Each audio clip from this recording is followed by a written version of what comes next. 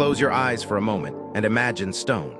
Not the polished marble of a museum case, but stone still warm from a Mediterranean sun, worn smooth by 2,000 years of sandals, boots, and bare feet. Imagine standing in a square of that stone at dusk, columns rising broken around you like the ribs of some enormous animal long since passed away. The air carrying the faint mineral smell of old dust and distant rain. Somewhere beneath your feet, in the layers of earth that later centuries built on top of. A senator once argued through the night. A general once wept over a decision he could not undo. A philosopher once sat awake by lamplight trying to talk himself out of despair, and more often than not, succeeding. This is not a story about an empire that fell. Empires fall, it is the least interesting thing about them. This is a story about what a handful of ordinary and extraordinary people, living inside that empire across 1,000 years, figured out about restraint, ambition, fear, mortality, and the particular discipline of getting up and doing the work anyway. Lessons they wrote down, sometimes for the public, sometimes only for themselves, never quite imagining that the words would still be read by anyone in any language, 2,000 years after the hand that wrote them had gone still. We begin as Rome itself began, not with triumph but with a river. Before there was an empire, there was a river. The Tiber moves slowly here, brown with silt, curling past 7 low hills that in the 8th century before Christ held nothing but shepherds' huts and the smell of wood smoke. No forum yet, no senate, no marble, just grass, mud, and a boundary of hills that would one day hold the most powerful city the world had known. The story Rome told about its own beginning is not a story of triumph. It is a story of abandonment. Twin infants, sons of a Vestal priestess, set adrift on the flooding river in a reed basket because a usurping king feared what they might grow into. The basket runs aground beneath a fig tree at the base of the Palatine Hill. A she-wolf, drawn by their crying, feeds them instead of killing them. A shepherd finds them and raises them as his own. It is worth sitting with the strangeness of this choice. Every civilization gets to pick its own founding myth, and most choose gods, kings, or miracles of favor. Rome chose 2 starving children left to die, saved by an animal that should have been their predator. The Romans did not tell themselves a story about being chosen. They told themselves a story about surviving what should have destroyed them. That distinction matters more than it first appears. A people who believe they were destined for greatness tend to wait for greatness to arrive. A people who believe they survived against expectation tend to keep surviving, because survival, in their own telling, is simply what they do. Rome's foundational psychology was built not on entitlement, but on resilience under abandonment. And it shows, again and again, across the next 1,000 years of the city's life. When Hannibal camped within sight of Rome's walls after annihilating 3 Roman armies, the city did not sue for peace. It raised new legions from boys and slaves. When Gauls sacked the city itself and burned it to its foundations, the Romans rebuilt on the same ground within a generation, refusing even to relocate the capital to a safer valley nearby, though the option was debated in the Senate. The wolf story was not decoration, it was rehearsal. There is a modern echo worth pausing on, because this channel is not merely interested in history for its own sake, but in what history teaches about the architecture of a durable mind. Psychologists who study resilience, genuine, tested resilience, not the performed optimism sold in self-improvement literature, consistently find that people who endure hardship well are not the ones who never expected hardship. They are the ones who built an identity around handling it. The Stoics, whom we will meet at length in later chapters, understood this intuitively centuries before psychology had a name for it. But the instinct predates even them. It is baked into the myth Rome told about its own birth. Romulus, one of the twins, would go on to found the city itself, tracing its boundary with a plow, according to tradition, and killing his own brother Remus in a dispute over where exactly that boundary should run. A detail Roman historians did not sand down or hide, even though it cast their founder as a fratricide. This, too, is worth noticing. A civilization inclined toward comfortable myth-making would have quietly dropped the murder from the story. Rome kept it. The Romans of later centuries, reading Livy's history of their own city, were forced to reckon with the fact that their first king began his reign by killing his own family over a boundary line. There is an honesty in that which much of the ancient world lacked in its founding stories, and it set a tone. Roman history, as the Romans themselves wrote it, rarely flattered its subjects. Even their heroes are shown making terrible mistakes. Even their triumphs are recorded beside their costs. Picture the hill itself, that low rise above the river bend before any of it existed. Wind moving through wild grass. A scattering of huts with thatched roofs. The kind archaeologists have found post holes for beneath the later imperial palaces. Actual physical evidence. Still visible today if you descend beneath the ruins on the Palatine, that the legend and the location at least agree with each other. Sheep bells somewhere in the distance. Smoke rising in a thin column against a sky that has not yet seen an eagle standard, a legion, a triumph, or a single stone of what will become the largest city on earth for the next 1800 years. From this, mud, myth, and a murdered brother, Rome built the idea that would carry it further than any empire before or since. The idea that beginnings do not determine endings. That what a people or a person survives can become the foundation of what they build. The Romans never forgot where they started. They built temples to the she-wolf's memory and kept a bronze statue of her nursing the twins in a place of honor for 1,000 years. A sculpture that survives even now in the Capitoline museums, worn smooth by centuries of hands. It is a strange thing to build your national self-image around vulnerability rather than strength. But perhaps that is precisely why it worked. A story about strength invites complacency. Strength, once achieved, asks for nothing further. A story about surviving abandonment invites vigilance. It says, you are not owed this. You are not guaranteed to make it here. Keep working as though the river might rise again. The river did rise again, more than once in the centuries that followed. Every time, the city that had once been 2 starving infants in a reed basket found a way to keep going. That is where this journey begins, not with an empire already built, but with the psychology that made an empire possible. What follows is the story of how a river town became the measure against which nearly every subsequent civilization judged its own ambitions. And more importantly, what the individual Romans who lived through that transformation can still teach us about duty, restraint, ambition, mortality, and the quiet architecture of a well-built life. The year is 458 BC.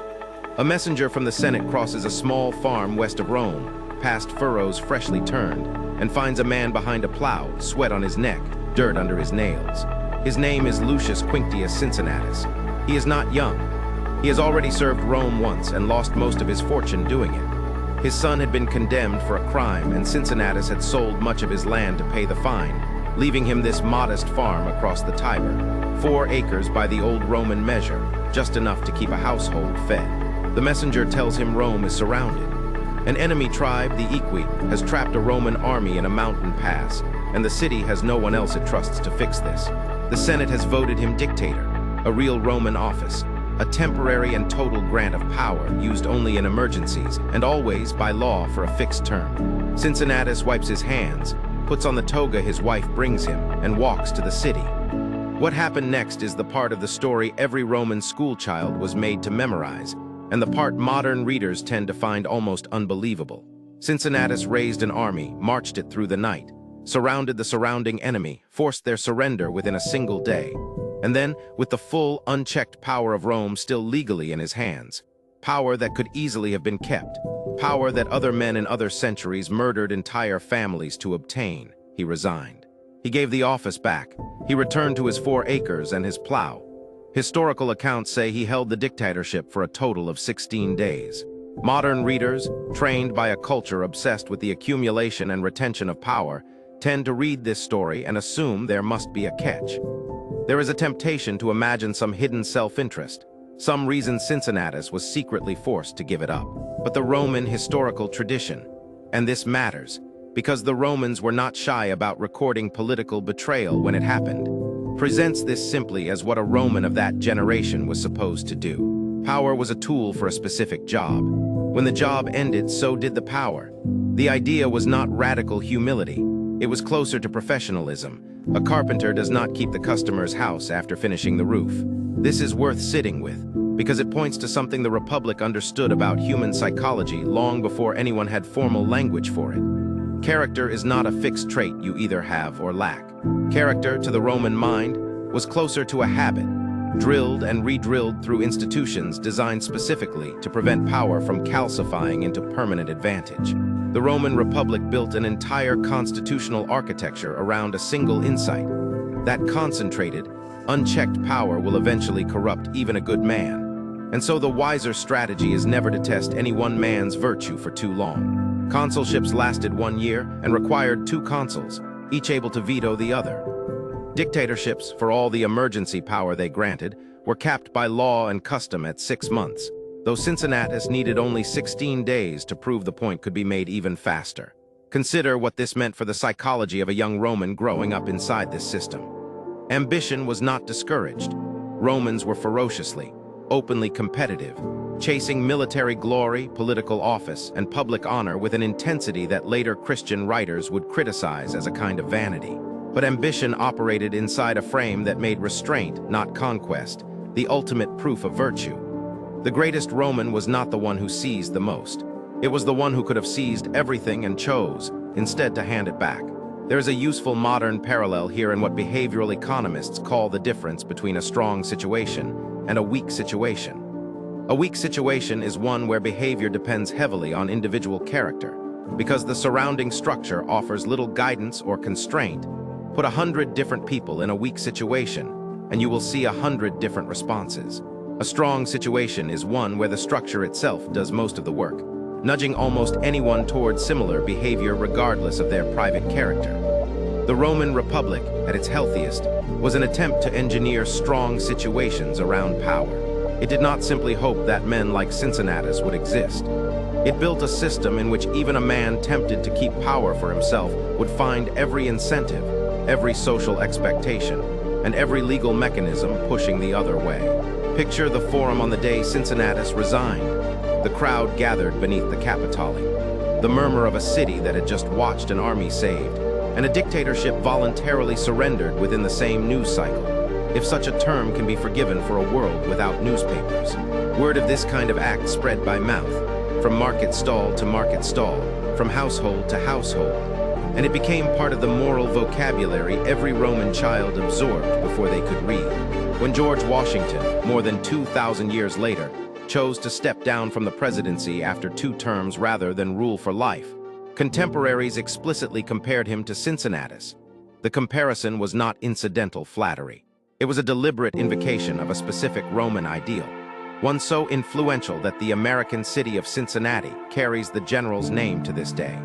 Chosen by veterans of the Revolutionary War who saw themselves in the same tradition of citizen soldiers who fought, then returned home. The habit Cincinnatus modeled is harder to practice than it looks, precisely because the temptation to keep power rarely announces itself honestly. It arrives dressed as necessity. The emergency isn't quite over. The job isn't quite finished. Someone needs to keep steering a little longer for the good of everyone else. The Republic's genius was building a culture suspicious of that very justification, one that treated the reluctance to relinquish power, however reasonable sounding, as itself a warning sign rather than a virtue. The Republic did not remain healthy forever, and later chapters will walk through exactly how that architecture began to crack under the weight of ambitious men who no longer felt bound by Cincinnatus's example. But for nearly 400 years, this habit of restraint, repeated across thousands of ordinary Roman magistracies most history books never bother naming, built something rarer than any single military victory, a civic culture where the return of power was not an anomaly to be marveled at, but an expectation quietly assumed. It is that expectation, more than any wall or legion, that let a small river town outlast nearly everything else it fought. Marcus Porcius Cato, known to history as Cato the Elder to distinguish him from a great-grandson who would later oppose Caesar, kept his own household accounts. This detail sounds trivial until you understand what it meant in Roman society for a man of consular rank. A former holder of the Republic's highest office, a celebrated general, a man wealthy enough to own multiple farms, to personally track the price of every jar of oil and every measure of grain that entered or left his estate. Cato was born in 234 BC in the countryside outside Rome, to a family of some means but no great political name, and he built his career on a persona he cultivated deliberately, the plain-spoken farmer-soldier who distrusted the growing luxury, creeping into Roman life from the conquered Greek East. When Rome defeated the Hellenistic kingdoms and Carthage in succession across the 3rd and 2nd centuries BC, wealth flowed into the city on a scale it had never seen. Greek sculpture, silk, spices, slaves trained in Greek philosophy and rhetoric. and with them, appetites Roman households had not previously known to want. Cato watched this transformation and found most of it alarming. His objection was not to wealth itself. Cato was, by any honest accounting, a rich man, and he grew richer through shrewd investment. He lent money, bought land, and managed enterprises with a discipline that later Roman writers described almost as a caricature of thrift, though the caricature contained real substance. He famously refused to spend more on a slave than was strictly useful, sold off slaves once they grew too old to work rather than support them in retirement, a practice even some ancient writers found harsh, and worth naming honestly rather than smoothing over, since this is where Roman virtue and Roman cruelty sit uncomfortably close together, and reportedly would not permit his household to purchase anything he judged unnecessary, regardless of how easily they could afford it. What Cato feared was not money. He feared what unmanaged appetite does to a person's judgment, and by extension, to a republic made up of such persons. His most famous political crusade, waged late in his life, was against the repeal of a wartime law limiting how much silver plate, how much fine clothing, and how much money Roman women could display in public. A law many senators, tired of wartime austerity and flush with new Eastern wealth, wanted lifted. Cato argued against repeal with a line of reasoning that sounds almost unnervingly modern. That once a society normalizes competitive luxury, the competition never stops at any natural boundary. Each household spends more not because it needs more, but because the neighboring household spent more first. He predicted, correctly as it turned out, that Roman luxury would only accelerate once given official permission, and that the appetite for display would eventually outpace even the empire's extraordinary wealth. There is a concept in modern behavioral economics called the hedonic treadmill. The finding that increases in consumption tend to raise the baseline expectation for future consumption rather than producing lasting satisfaction, so that people who acquire more find themselves, after a brief adjustment period, no happier than before, but now requiring more simply to feel normal. Cato never used this language, obviously, but his objection to unrestrained luxury spending was built on precisely this insight, observed through nothing more sophisticated than watching his fellow senators and their households across several decades. He noticed that the wealthy Romans around him were not becoming more content as Rome's conquests brought in more silver. If anything, the opposite seemed true. Anxiety about status and appearance seemed to rise in direct proportion to the wealth available to display it.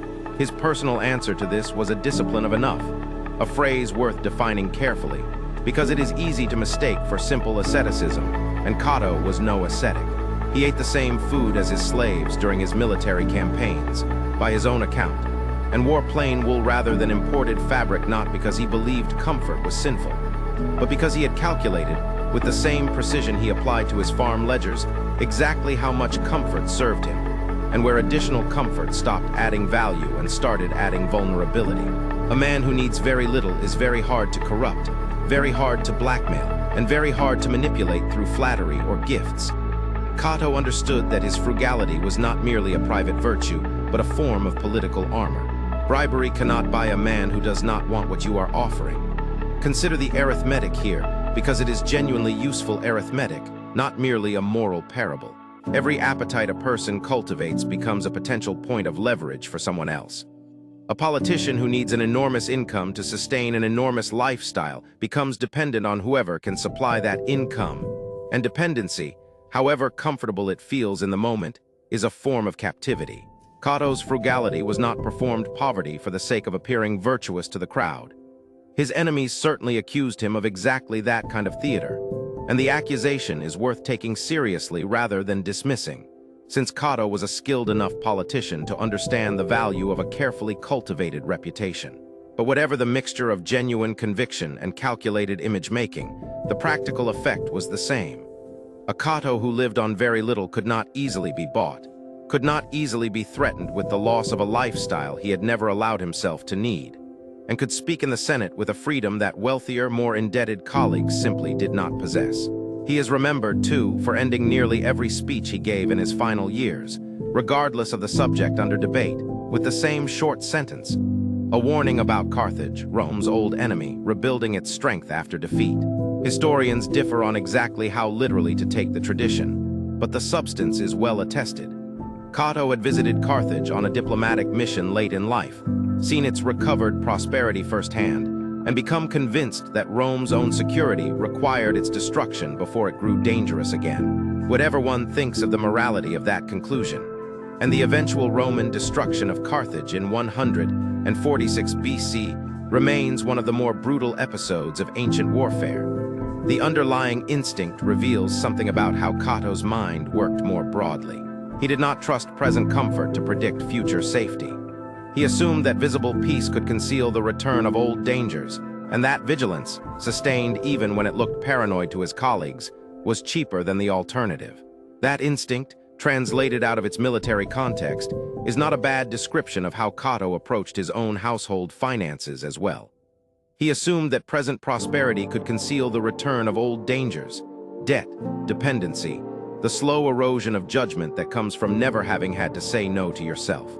His ledger was not merely an accounting tool. It was a discipline for staying honest with himself about the difference between what he had and what he needed, kept current not because he distrusted his stewards, though by his own writing he often did, but because he distrusted the part of his own mind that would, left unchecked, quietly redefine luxury as necessity one purchase at a time. Rome eventually stopped listening to men like Cato. The luxury he warned against arrived in full force within a century of his death, and the political corruption that came with dependence on vast personal fortunes helped dissolve the very republic he had spent his career trying to protect. But the discipline he practiced, track what you have, distinguish need from appetite, keep your obligations small enough that no one can own you through them, remains, 22 centuries later, exactly as useful an answer to exactly the same problem. There is a particular sound the Roman Forum must have made on the mornings when Marcus Tullius Cicero was scheduled to speak. Not silence exactly, because a working Roman marketplace was never silent, but a shift in the texture of the noise, as vendors and idle citizens drifted toward the speaker's platform, drawn by a reputation that preceded the man himself. By the time he reached the height of his career, Cicero was widely regarded as the finest orator Rome had ever produced, and in a political culture with no printing press, no broadcast media, and no written constitution binding day-to-day politics, the spoken word delivered live before a crowd was the single most powerful instrument of public life. Cicero mastered that instrument more completely than almost anyone in Roman history. He came from outside the old aristocratic families that had dominated Roman politics for centuries, a background Romans called novus homo, a new man, meaning the first in his family line to reach the Senate, let alone the consulship.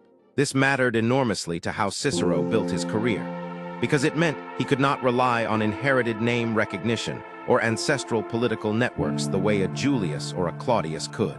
He had to build his reputation entirely through demonstrated skill, case by case, speech by speech, in a system that judged him purely on performance rather than pedigree.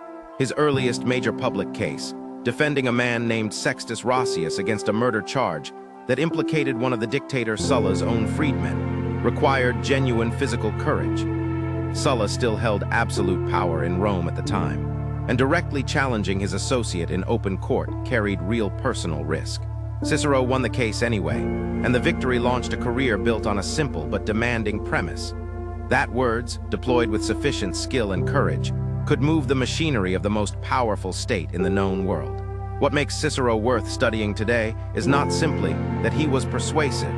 Plenty of persuasive people leave nothing behind worth remembering. What makes him worth studying is that he wrote extensively and honestly about the mechanics of persuasion itself, treating rhetoric not as a bag of manipulative tricks, but as something closer to applied psychology, an attempt to understand how the human mind actually receives and evaluates an argument, as opposed to how a naively logical person might assume it should.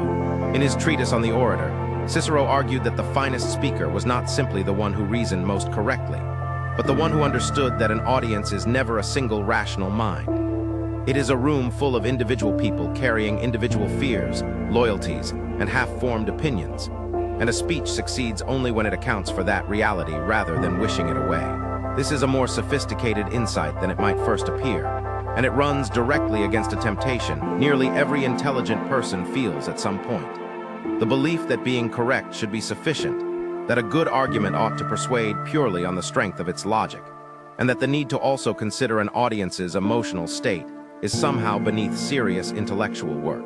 Cicero rejected this temptation explicitly. He believed that truth without persuasive delivery was, in practical political terms, nearly as useless as persuasive delivery without truth. That the orator's actual job was to marry the two, and that refusing to do the harder work of emotional and rhetorical craft, out of some misplaced pride in pure logic, was itself a failure of duty to whatever cause one claimed to serve. Consider the specific structure Cicero recommended for a persuasive speech, much of which remains, largely unchanged, in the architecture of legal argument, political rhetoric, and even modern persuasive writing today.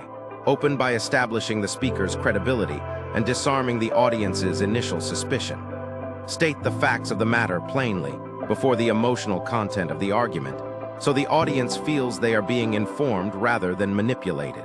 Address the strongest objections the opposing side might raise directly and without avoidance, because an audience that senses a speaker is hiding from a difficult counterargument will trust that speaker less, not more. Only then, once the intellectual case has been built, turn to the emotional appeal that closes the argument.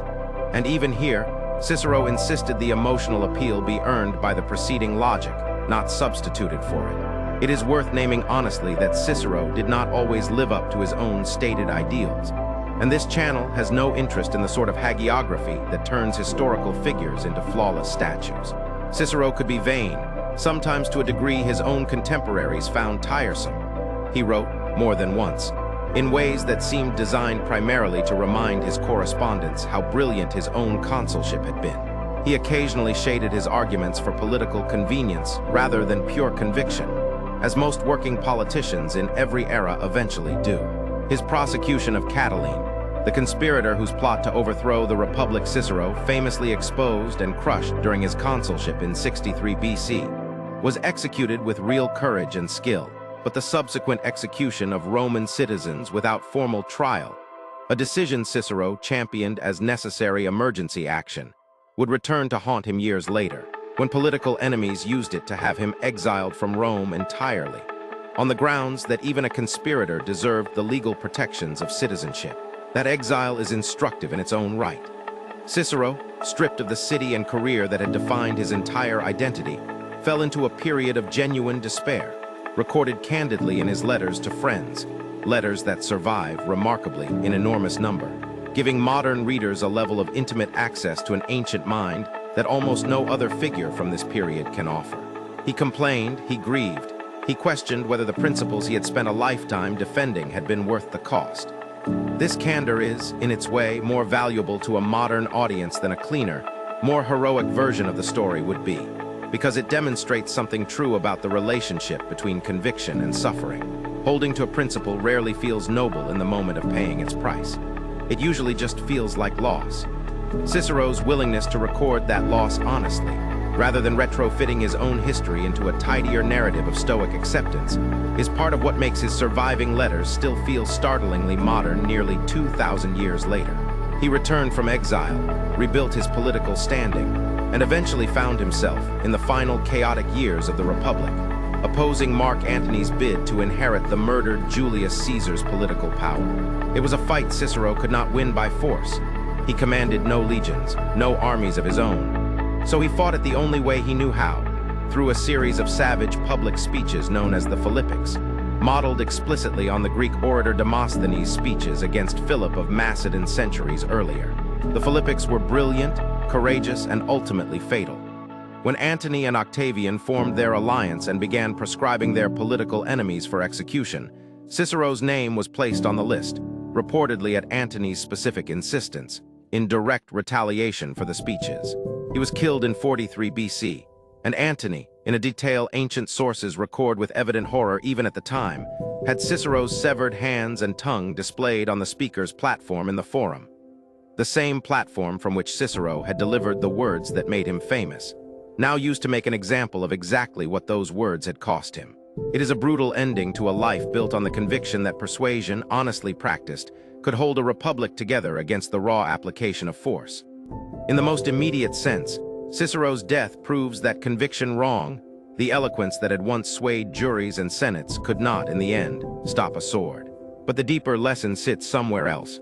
Cicero's speeches, letters, and philosophical treatises survived the men who killed him by 2,000 years, and counting, still read, still taught, still quoted in courtrooms and classrooms on every continent. While the specific political maneuvers of Antony and Octavian that ended his physical life are, for most people alive today, a historical footnote requiring explanation. Force can silence a voice for a lifetime. It has a much harder time silencing what that voice managed to write down.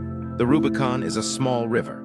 Standing beside it today, in the flat agricultural country of northeastern Italy near modern Rimini, it is almost impossible to reconcile the modest stream in front of you with the weight the name has carried for 2,000 years. It is not the Tiber. It is not even, by most measures, a particularly significant waterway. Its entire historical importance rests on a single fact. In 49 BC, it marked the legal boundary between the province of Cisalpine Gaul, where a Roman general was permitted to command an army, and Italy proper, where he was not. No general under Roman law could bring armed legions across that line without the Senate's explicit authorization. To do so was to declare, unambiguously, an act of civil war against the Republic itself. Julius Caesar stood on the northern bank of that river on a night in January with a single legion behind him, having just finished nearly a decade of brutal, brilliant campaigning that had conquered Gaul and made him, by any honest measure, the most successful general Rome had produced in a generation. Behind him in Rome, his political rivals in the Senate, chief among them Pompey, once his ally and now his enemy, had stripped him of his command and ordered him to return to the city as a private citizen, to face prosecution for offenses committed during his earlier consulship. Caesar understood precisely what awaited him if he obeyed that order without an army at his back. Trial, likely conviction, and the end of his political career, possibly his life. He understood equally well what awaited him if he crossed the river with his legion.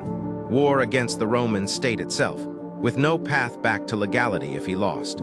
The ancient historian Suetonius records that Caesar hesitated at the river's edge, turning the decision over for some time before finally giving the order to advance, reportedly with the phrase that has echoed through every subsequent language that inherited Latin's vocabulary, alia iacta est, the die is cast. Whether Caesar said precisely those words in that precise moment is a question ancient historians already debated among themselves, writing decades after the fact based on second-hand accounts. The modern viewer should hold the exact wording loosely while trusting the substance, which multiple ancient sources independently confirm. A deliberate pause, a conscious recognition of irreversibility, and then a decision made anyway. What makes this moment worth studying is not the outcome. Caesar's subsequent victory in the Civil War, his rise to the dictatorship, and his assassination 4 years later on the Ides of March are stories in their own right, well documented elsewhere. What makes the Rubicon worth studying, specifically, is the structure of the decision itself, because Caesar stood at a genuine fork with no comfortable third option. And the way he approached that fork illustrates something real about how difficult, irreversible choices actually get made, as opposed to how decision theory in the abstract sometimes pretends they get made. Modern decision science draws a useful distinction between reversible and irreversible decisions. What the investor and Amazon founder Jeff Bezos, borrowing language increasingly common in business strategy, once called one-way doors and two-way doors. A two-way door decision can be tested, and if it turns out badly, walked back through with manageable cost. A one-way door decision, once taken, forecloses the earlier option permanently. The mistake many decision-makers fall into, this line of thinking argues, is treating every choice with the same deliberative process, applying the same speed and same tolerance for uncertainty to both categories, either rushing through one-way doors that deserved careful deliberation, or grinding to a halt over two-way doors that could have been tested cheaply and reversed if wrong. Caesar's crossing of the Rubicon is, in this framework, about as pure a one-way door as history offers. There was no version of this decision where Caesar could quietly test the waters, cross partway, and retreat if the political winds shifted unfavorably. Roman law made no distinction between a small unauthorized incursion and a full invasion. The legal violation was binary, triggered the instant an armed legion crossed the boundary, regardless of what happened next. This is precisely why Caesar is recorded as hesitating at the water's edge in the first place. He was not a reckless man by temperament, whatever his later reputation for boldness might suggest. His entire Gallic campaign, meticulously documented in his own written commentaries, shows a general who calculated risk carefully and generally avoided unnecessary gambles. The hesitation at the Rubicon was the hesitation of a careful mind recognizing, correctly, that it had arrived at a decision with no undue function. What ended the hesitation, based on the surviving accounts, was not new information arriving to tip the balance. Caesar already possessed every fact relevant to the decision before he reached the riverbank. He knew his legion's strength, knew Pompey's forces, knew the political mood in Rome, knew the legal consequences either way. What changed was not the information available, but Caesar's willingness to accept that further deliberation would not produce a safer answer, only a slower one. There is a genuine skill, underappreciated in a culture that often equates careful thinking with endless thinking, in recognizing the moment when additional analysis has stopped improving a decision and started merely delaying it. Caesar's hesitation at the Rubicon lasted, by the ancient accounts, a matter of minutes or hours, not days or weeks. He had done the deliberation already, over months of watching the political situation deteriorate in Rome. The riverbank was not where the thinking happened. It was where the thinking ended and the deciding began. There is a temptation, telling this story to a modern audience focused on personal development rather than political history, to turn Caesar's crossing into a simple parable about decisiveness. Cross your own rivers, seize your own moments, refuse to hesitate. This channel has no interest in that flattening. Caesar's decision plunged Rome into a civil war that killed tens of thousands of Roman citizens, destabilized the constitutional order for a generation, and ended, 5 years later, with Caesar's own assassination by senators who saw no other way to remove a man they believed had made himself a king in a state built explicitly to prevent kings. The Rubicon is not a clean example of boldness rewarded. It is a genuinely ambiguous case, and honest history has to hold both facts at once. That Caesar's crossing demonstrated real clarity about the nature of irreversible decisions, and that the decision itself, and the ambition behind it, helped unravel 400 years of republican government that had, whatever its flaws, restrained the concentration of power in any single man's hands since the days of Cincinnatus. What survives usefully from the story, once the myth-making is stripped away, is narrower and more durable than either the hero worship or the condemnation. A recognition that some decisions, once made, cannot be unmade, that pretending otherwise is itself a form of self-deception, and that the discipline required to face such a decision honestly, gathering what information can be gathered, then choosing, without the false comfort of believing the choice can later be reversed if wrong, is a discipline worth cultivating deliberately, long before you find yourself standing at your own version of that riverbank, at whatever modest, unremarkable river it happens to be. When Octavian defeated Mark Antony and Cleopatra at the naval battle of Actium in 31 BC, he became, in practical terms, the sole master of the Roman world. The last rival capable of contesting his power was gone, and the legions of the entire Mediterranean answered, ultimately, to him alone. He was 32 years old. He had, at this point in his life, already demonstrated a willingness to use extreme violence to secure his position. The proscriptions he had jointly ordered with Antony years earlier had put thousands of Roman citizens to death, including Cicero, without trial. He now possessed, in raw military terms, more concentrated power than any single Roman in the city's history, including Caesar, whose adoptive heir he was.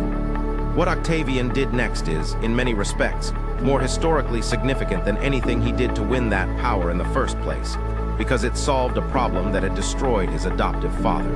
Caesar had accumulated enormous personal authority, and then, crucially, kept the outward trappings of that authority visible and undisguised. The perpetual dictatorship, the golden chair, the honors that made his personal supremacy impossible for Roman senators to ignore or pretend around. That visibility, more than the power itself, is widely understood by historians to have contributed directly to the conspiracy that killed him. Roman senators, whatever they privately tolerated in practice, could not stomach watching the forms of monarchy paraded openly in a state whose entire founding identity was built on having overthrown a king 500 years earlier. Octavian studied this lesson carefully, and what followed was one of the most sophisticated exercises in political psychology in ancient history. In 27 BC, before the assembled Senate, Octavian formally offered to relinquish his extraordinary powers and restore full authority to the Senate and the Roman people. A gesture that, on its face, echoed Cincinnatus's surrender of the dictatorship 3 centuries earlier. The Senate, whose members by this point depended entirely on Octavian's goodwill for their own safety and status, responded exactly as he anticipated. They refused the offer, begged him to remain in control for the good of the state, and in the process of persuading him to reluctantly accept continued authority, voted him a series of titles and powers that, taken together, gave him everything Caesar had possessed, dressed in language that preserved the Republic's outward forms entirely intact. He took the name Augustus, meaning roughly, the revered one, a title with religious rather than political connotations, deliberately avoiding words like rex, king, that would have triggered the old Roman horror of monarchy. He called himself in his own writings and public inscriptions, princeps, first citizen, rather than any title implying formal kingship. The Senate continued to meet. Consuls continued to be elected annually, exactly as they had for centuries, though everyone understood, without needing it stated aloud, whose approval any candidate required before standing for office. The forms of the Republic remained fully intact. The substance of republican government had quietly ceased to exist. This arrangement, which historians now call the Augustan settlement, is worth studying not simply as a case of ancient political theater, but as a genuinely instructive example of institutional psychology, how people, including highly intelligent and self-interested people like Roman senators, will often accept a profound loss of substantive power so long as its outward forms are preserved, because the forms are what feel real to the people living inside them day to day. A senator in 20 BC still walked into the same Senate house his grandfather had sat in, still wore the same purple-striped toga signifying his rank, still had his name recorded on the same consular lists stretching back centuries. The psychological experience of continuity mattered enormously, arguably more than the underlying reality of where power actually resided. And Augustus understood this with a precision that Caesar, for all his brilliance, had never quite grasped.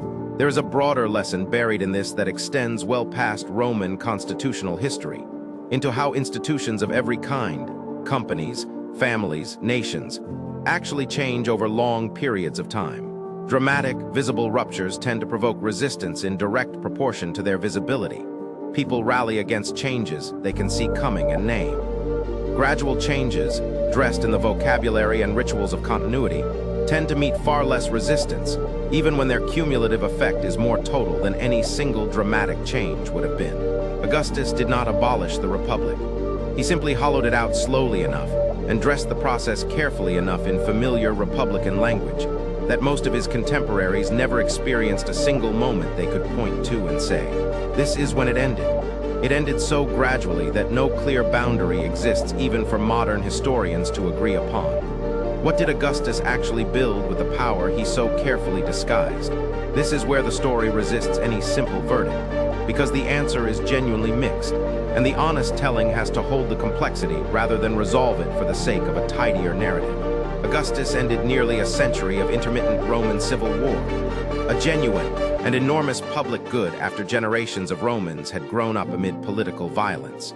He reformed the tax system, established a standing professional army with fixed terms of service rather than the unstable, personally loyal armies that had fueled the civil wars, built vast public infrastructure across the empire, and inaugurated roughly 2 centuries of relative internal peace across the Mediterranean world that later historians would call the Pax Romana. Trade flourished, cities grew, for millions of ordinary people across the empire who had no political voice under the Republic in any case, and who had suffered directly from decades of civil war fought largely by and for the aristocracy. The loss of republican liberty that so troubled the Roman senatorial class was, in practical daily terms, no loss at all. It was the arrival, for the first time in living memory, of a predictable, functioning peace. And yet, the concentration of power Augustus achieved, however skillfully disguised and however genuinely beneficial in its immediate effects, removed the institutional checks that had once made Roman leadership self-correcting. The Republic's system of annual elections, divided consulships, and mandatory transfer of power had been messy, often violent in its own right, but it guaranteed that no single man's judgment, however wise or foolish, could steer the entire state indefinitely.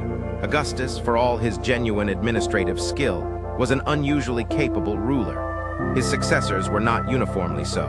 The imperial system he founded over the following centuries would produce Tiberius's paranoid later years, Caligula's cruelty, and Nero's excess and eventual downfall.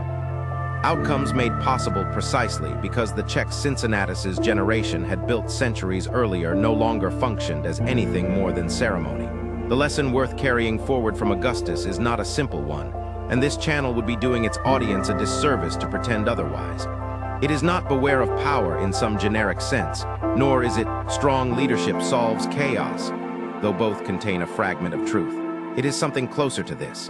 The forms an institution preserves are not a reliable guide to what that institution has actually become. And the people living inside gradually changing systems are often the last to recognize how much has shifted, precisely because the familiar rituals continue exactly as before, right up until the moment they no longer mean what they once meant. In 41 AD, the philosopher and statesman Lucius Annius Seneca was exiled to the island of Corsica on charges of adultery with a member of the imperial family. Charges most historians now regard as politically motivated, engineered by the Emperor Claudius's wife Messalina to remove a man whose growing influence at court she viewed as a threat. Seneca was in his mid-40s, already an established writer and advocate in Rome, with a career and reputation built over decades. He spent the next 8 years on Corsica, a rocky, sparsely populated island far from the political and intellectual life he had built his identity around, uncertain whether he would ever be permitted to return. It would have been entirely understandable for Seneca to have spent those 8 years in bitterness, and his surviving letters make clear that bitterness was, at times, exactly what he felt. He was not a man who pretended to a serenity he did not possess, and this is part of what makes his writing valuable rather than merely inspirational in the shallow sense that word has come to carry. But it is what Seneca did with those years of enforced isolation that makes Corsica worth discussing at length. Because exile forced him into a sustained confrontation with a question most people spend their entire lives successfully avoiding. What exactly remains of a person once every external marker of status, career, and social position has been stripped away? Seneca had been raised and educated in Stoic philosophy, a school of thought founded roughly 3 centuries earlier in Athens by a merchant named Zeno, who reportedly turned to philosophy after losing his fortune in a shipwreck. An origin story worth noting for its own irony, since Zeno's school would go on to produce, in Seneca, a man whose entire philosophical project centered on how to survive the loss of everything one has built. Stoic philosophy, as it developed through Zeno's successors and eventually reached Rome, rested on a foundational distinction that Seneca would spend the rest of his life elaborating in practical terms: the difference between what lies within a person's control and what does not. Wealth, reputation, career, physical health, the opinions others hold of you, the political favor of an emperor, all of these, the Stoics argued, ultimately lie outside a person's direct control. They can be taken by circumstance, illness, betrayal, or the arbitrary decision of someone more powerful, regardless of how well or virtuously a person has lived. What remains entirely within a person's control, in the Stoic account, is narrower and, at first encounter, less impressive. One's own judgments, intentions, and responses to whatever circumstance delivers. Seneca on Corsica had lost his career, his social standing in Rome, his access to the political and intellectual circles that had defined his adult life. What he had not lost, and what exile forced him to discover he had not lost, was his capacity to think clearly, to write, and to decide moment by moment how to interpret and respond to what had happened to him. His letters from this period, along with the philosophical essays he continued writing, contain some of his most rigorous thinking on the subject of time, a theme he would return to again and again across his career, but which the enforced stillness of exile seems to have sharpened considerably. In his essay on the shortness of life, written not during the exile itself, but drawing on lessons that period had clearly deepened, Seneca makes an argument that remains genuinely startling in its directness. That life is not, as most people assume, too short. Life is long enough, Seneca argues, for anyone who manages it well. What actually happens, in the overwhelming majority of cases, is that people squander enormous portions of the time they're given on activities that produce nothing of lasting value: idle busyness, the pursuit of others' approval, anxious rehearsal of past grievances, and restless anticipation of a future that never quite arrives in the form imagined. By the time such a person reaches old age, Seneca argues, they discover they have not lived a long life. They have merely existed for a long time, which is a different thing entirely. This distinction between existing and living runs through nearly everything Seneca wrote, and it connects directly to the experience that Corsica forced on him. Exile removed the external activities that had, until that point, occupied most of his waking attention. The daily business of a Roman public career, the social obligations, the constant low-grade performance required of a man building status in the capital of the known world. What remained, once those activities were stripped away, was an unusually clear view of his own mind, uncluttered by the noise that normally filled it. Seneca's writing suggests, without ever stating it quite so bluntly, that this clarity was among the genuine gifts Exile gave him, however much he would have preferred to receive that gift some other way. There is a specific practice Seneca recommended repeatedly throughout his letters, one that modern readers sometimes find unsettling on first encounter. The deliberate, regular contemplation of loss and death, not as morbid indulgence, but as a discipline for calibrating what actually deserves anxiety. He advised his correspondents to periodically imagine, in concrete detail, losing whatever they currently valued most, wealth, position, even the people they loved, not to induce despair, but to strip away the false sense of permanent entitlement that makes ordinary loss, when it eventually arrives, feel so much more devastating than it needs to. A person who has never once considered that a fortune could be lost experiences its loss as a uniquely cruel betrayal by fate. A person who has periodically rehearsed that possibility experiences the same loss. Seneca argued, with considerably more equilibrium, not because they care less, but because they were never operating under the illusion that the fortune was guaranteed to them in the first place.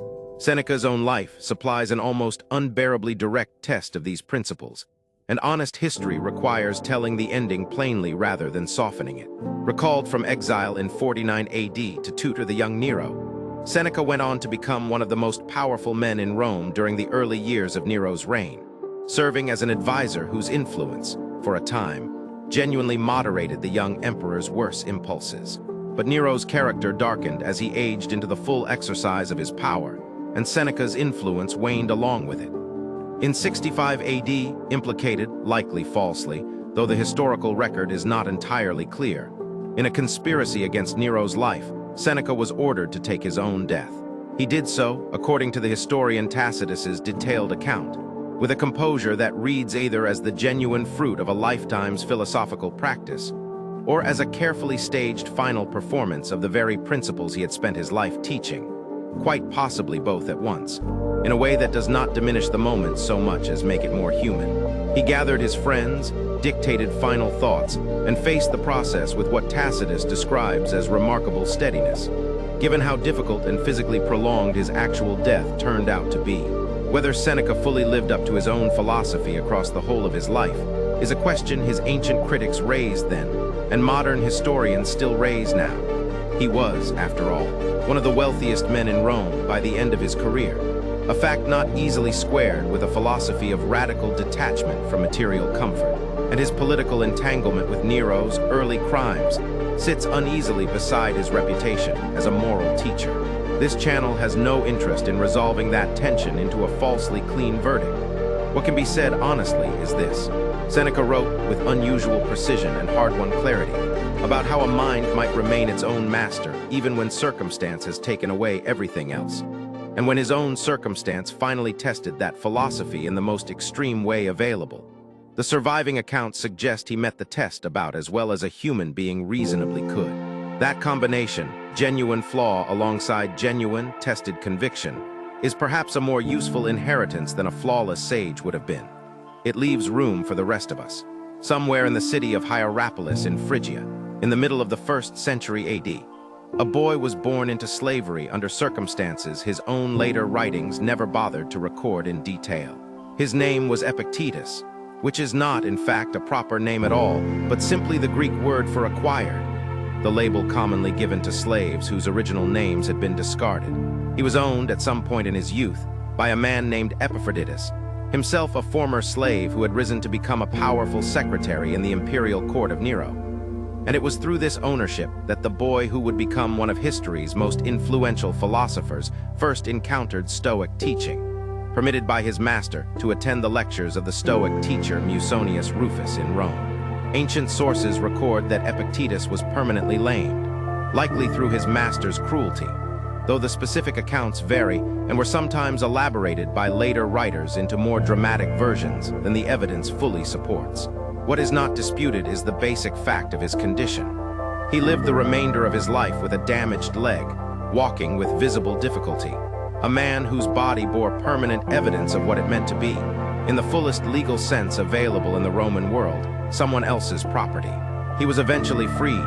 The exact circumstances are not recorded, and went on to establish his own school of philosophy, first in Rome and later, after the Emperor Domitian expelled all philosophers from the city in 93 AD, in the Greek city of Nicopolis, where students traveled considerable distances to study under him.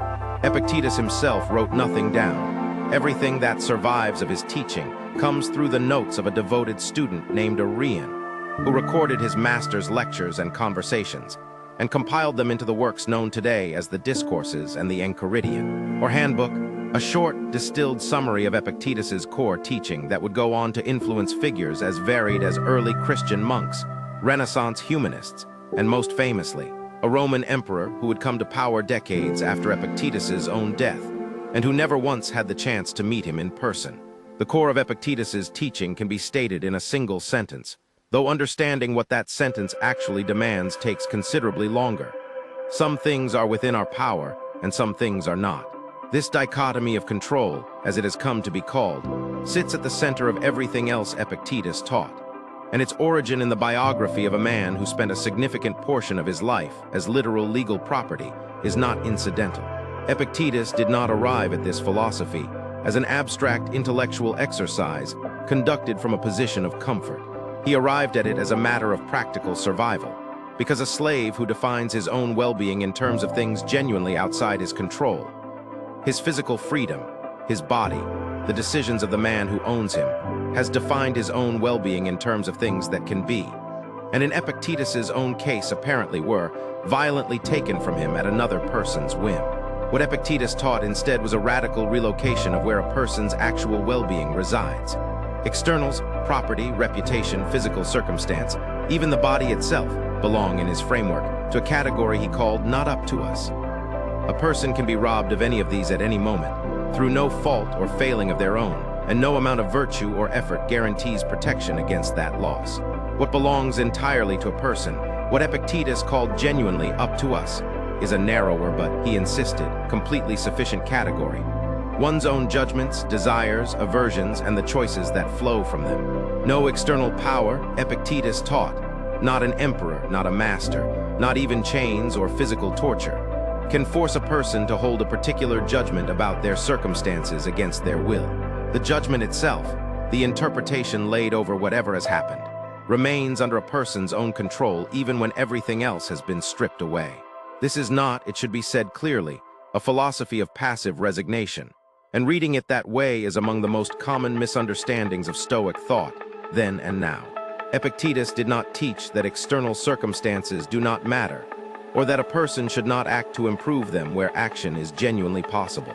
He taught, rather, that a person's peace of mind should not be made hostage to the success or failure of that action, because success in the external world always depends, to some degree, on factors beyond any individual's full control.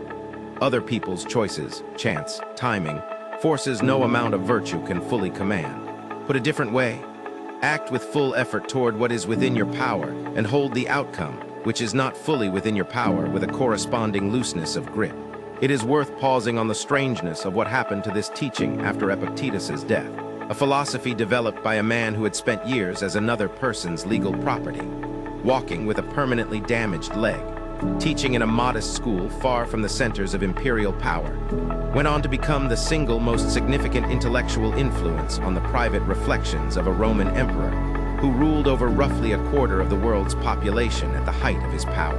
Marcus Aurelius, who reigned from 161 to 180 AD, kept a personal copy of Epictetus's teachings and referenced them explicitly, by name, in the private journal he kept for himself, never intending it for publication, that survives today as the Meditations.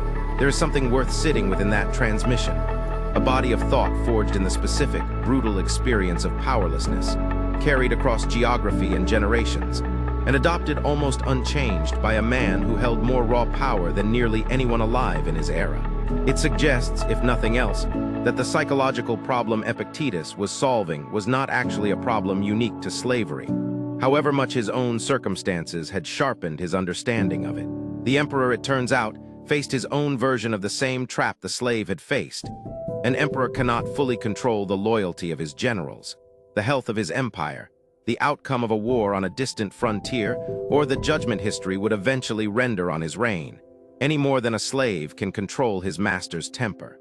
Power changes the specific externals a person worries about losing. It does not remove the underlying vulnerability that comes from investing one's sense of well-being in things beyond one's own final control. Epictetus, teaching in a modest school in provincial Nicopolis, likely never imagined that a Roman emperor, decades after his death, would carry his teaching into a war camp on the Danube frontier and write, by candlelight, notes to himself trying to live up to it. That connection between the slave and the emperor, joined across time by nothing but a set of ideas about where a person's real freedom actually lives, is as good an argument as ancient philosophy offers for the claim that some questions about how to live are genuinely universal, indifferent to the rank or circumstance of whoever is asking them. Somewhere along the Danube frontier, likely in the winter camp at Carnuntum, in the final decade of his life, a Roman emperor sat before dawn and wrote a sentence to himself that has since become perhaps the single most quoted line in all of Stoic literature. At daybreak, when you have trouble getting out of bed, tell yourself, I have to go to work as a human being. What am I complaining about if I'm going to do what I was born for, the things I was brought into the world to do? The line is remarkable not for its philosophical originality. Marcus Aurelius never claimed to be inventing new ideas, and the Meditations draws heavily and openly on the earlier teaching of Epictetus and the broader Stoic tradition. What makes the line remarkable is who wrote it, and under what circumstances, and for whom. Marcus Aurelius, at the time he composed it, ruled the Roman Empire at what many historians consider the peak of its territorial extent and administrative sophistication. He commanded the loyalty of roughly 30 legions, controlled the fates of provinces stretching from Britain to the edges of Persia, and possessed, by any reasonable measure available in the ancient world, more raw power than almost any human being who had ever lived. And on a cold morning on a distant military frontier, he was writing himself a private pep talk to get out of bed and do his job. He was not writing for an audience. This distinction matters enormously to how the Meditations should be read, and it is worth stating plainly because it separates this document from nearly every other piece of surviving ancient literature. Marcus Aurelius never published these notes. He almost certainly never intended anyone outside himself to read them. The manuscript survived by accident of history, passed down through channels that remain unclear even to modern scholars, and it was not widely known or circulated until many centuries after his death. What this means, practically, is that the Meditations contain none of the performance that colors nearly every other surviving text from antiquity. No rhetorical flourishes aimed at impressing a reader, no careful management of reputation, no argument constructed to persuade anyone of anything. It is, as close as any surviving ancient document comes, an unguarded record of a specific, powerful man talking privately to himself about his own failures to live up to his own standards. And the failures are recorded with striking honesty. Marcus writes to himself, repeatedly, about irritability he has not yet mastered, about the difficulty of tolerating colleagues and family members whose behavior frustrates him, about his own tendency toward vanity and the desire for recognition that he knows. Intellectually, a Stoic should have outgrown, but which he confesses, in practice, he has not. This is not the voice of a man who has achieved serene mastery over his own mind, and is now generously sharing the secret with posterity. It is the voice of a man in the middle of an unfinished struggle, reminding himself, morning after morning, of principles he keeps failing to fully embody, because the failing to embody them is itself the ordinary condition of being human, even for an emperor. Consider the specific weight Marcus Aurelius was carrying during the years he most likely composed these private notes. His reign coincided with a devastating plague, likely smallpox, brought back by soldiers returning from campaigns in the East. That killed an enormous portion of the empire's population over more than a decade, possibly including several million people across the Mediterranean world. A mortality event whose scale modern historians still struggle to fully calculate, given the limitations of ancient record-keeping. He fought prolonged, exhausting wars against Germanic tribes along the Danube frontier, campaigns that occupied much of the final decade of his life, and that he seems, from the tone of his private writing, to have found genuinely burdensome rather than glorious. He buried multiple children.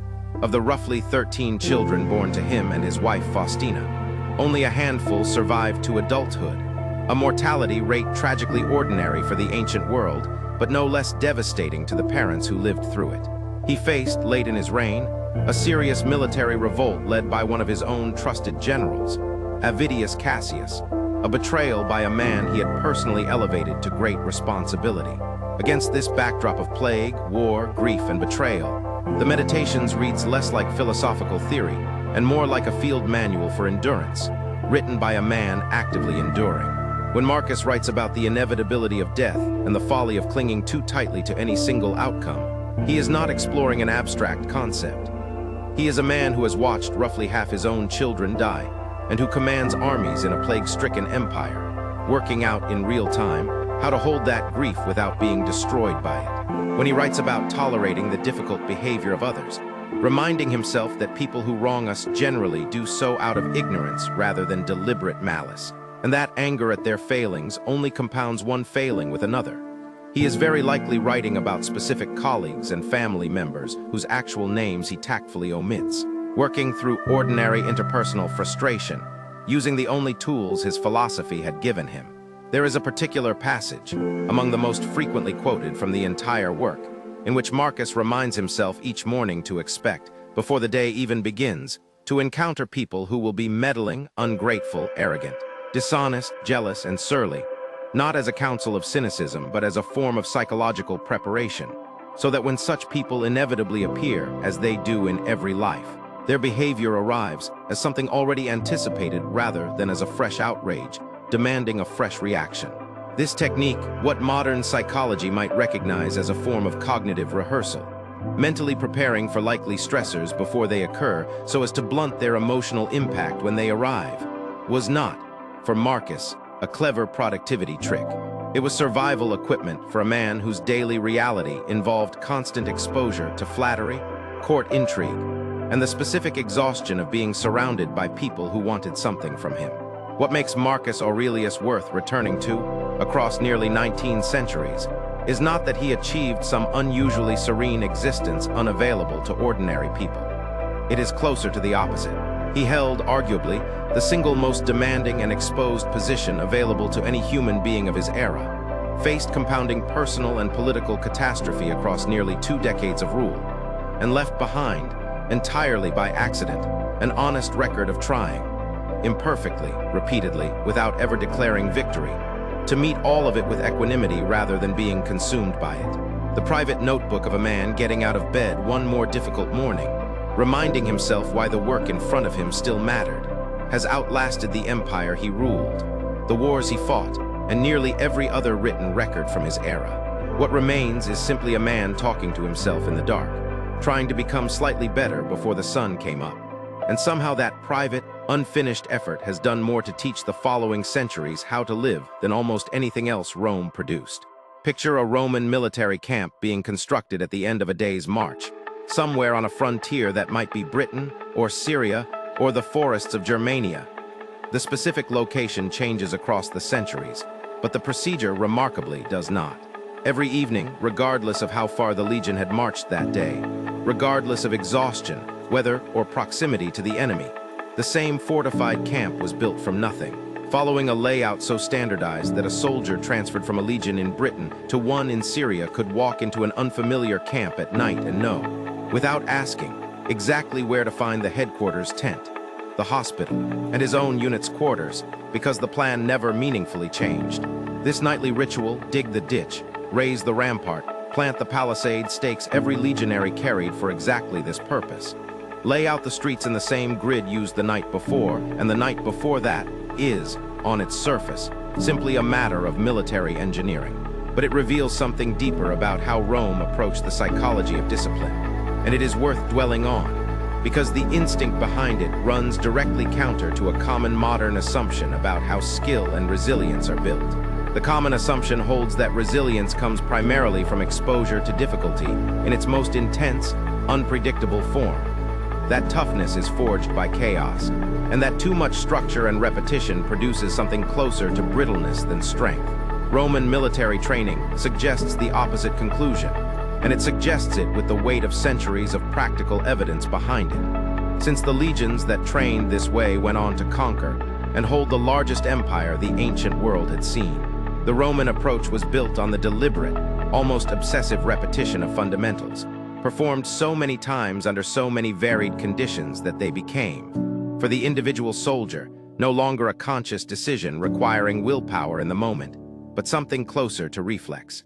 The historian Josephus, writing in the 1st century AD, observed of Roman military training that their drills were, in his words, bloodless battles, and their battles were bloody drills. A formulation worth taking seriously as a piece of genuine psychological insight, rather than merely a memorable turn of phrase. Roman recruits, once assigned to a legion, underwent a training regimen of extraordinary intensity and duration, often lasting the better part of a year before a soldier was considered combat-ready, and continuing, in modified form, throughout the entirety of a soldier's roughly 25-year term of service. They drilled with weapons deliberately weighted to be heavier than those used in actual combat, so that the real weapons would feel comparatively light and manageable when the moment for genuine battle arrived. They practiced forming and reforming the testudo, the famous tortoise formation in which overlapping shields created a mobile armored shell capable of absorbing projectile attacks, so many times that the formation could be assembled under genuine battlefield stress, without any soldier needing to consciously think through the choreography. This principle, that the way to perform reliably under the pressure and chaos of genuine crisis is to overprepare so thoroughly under controlled conditions that the crisis itself feels, by comparison, almost familiar, is one that modern research on skill acquisition and stress performance has independently confirmed, though it arrives at the same conclusion through laboratory studies rather than centuries of imperial conquest. Under conditions of acute stress, the portion of the human brain responsible for careful, deliberate reasoning tends to become significantly less reliable, while behaviors that have been repeated to the point of true automaticity remain largely intact, because they no longer depend on that same deliberative processing to execute.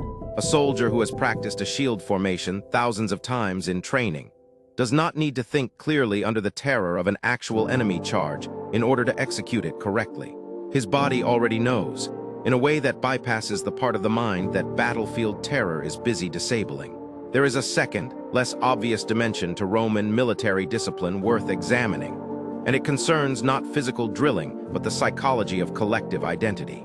The Roman legion was organized around small units called contubernia, literally tentmates, groups of roughly 8 soldiers who shared a tent, prepared meals together, and fought, trained, and marched side by side for the entirety of their term of service, often decades. This structure, deliberately maintained across the legion's entire administrative organization, ensured that no soldier ever fought as an isolated individual facing danger alone. He fought beside 7 men he had eaten breakfast with that morning, whose families he likely knew, whose survival was directly and immediately bound up with his own performance in formation. Military historians studying combat motivation across many different armies and eras have consistently found that abstract loyalty to a distant cause, a flag, a nation, an ideology, proves, in the crucible of actual combat, to be a far weaker motivator than the immediate, concrete loyalty a soldier feels toward the specific people fighting directly beside him. Soldiers do not, in the main, hold a defensive line because they are thinking about the glory of Rome in some abstract sense. They hold it because retreating means abandoning the 7 men in their contubernium, men whose names and faces and family stories they know intimately, to face the enemy without them. Rome's military organization, whether by careful institutional design or by an accumulated instinct proven correct through centuries of trial and error, was structured from top to bottom to keep that immediate, personal bond at the center of a soldier's motivation, rather than relying on abstraction alone. there is a final layer to Roman discipline worth naming honestly, because it involves genuine severity and should not be softened into something gentler than it actually was. The Roman military practiced, in cases of collective failure, a unit that broke and fled from battle without sufficient cause. For instance, a punishment called decimation, in which one soldier in every 10 within the disgraced unit was selected, typically by lot, and executed by his own comrades, who were required to carry out the killing themselves rather than have it performed by an outside party. It is a brutal practice by any modern standard, rarely invoked even within Roman history itself, precisely because of its severity. But its rare use underscores how completely Rome understood discipline as a collective rather than purely individual matter. The failure of the group was treated as more significant than the failure of any single soldier within it.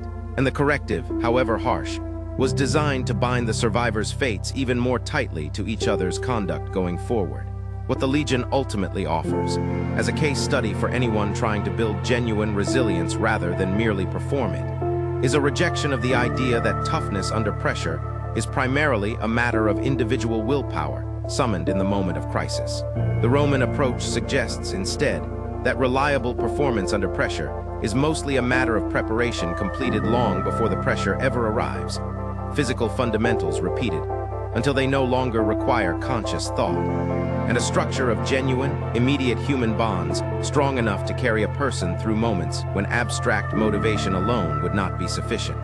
The legionary standing in formation, shield locked with his tentmate's shield, was not relying in that moment on courage summoned fresh from nothing.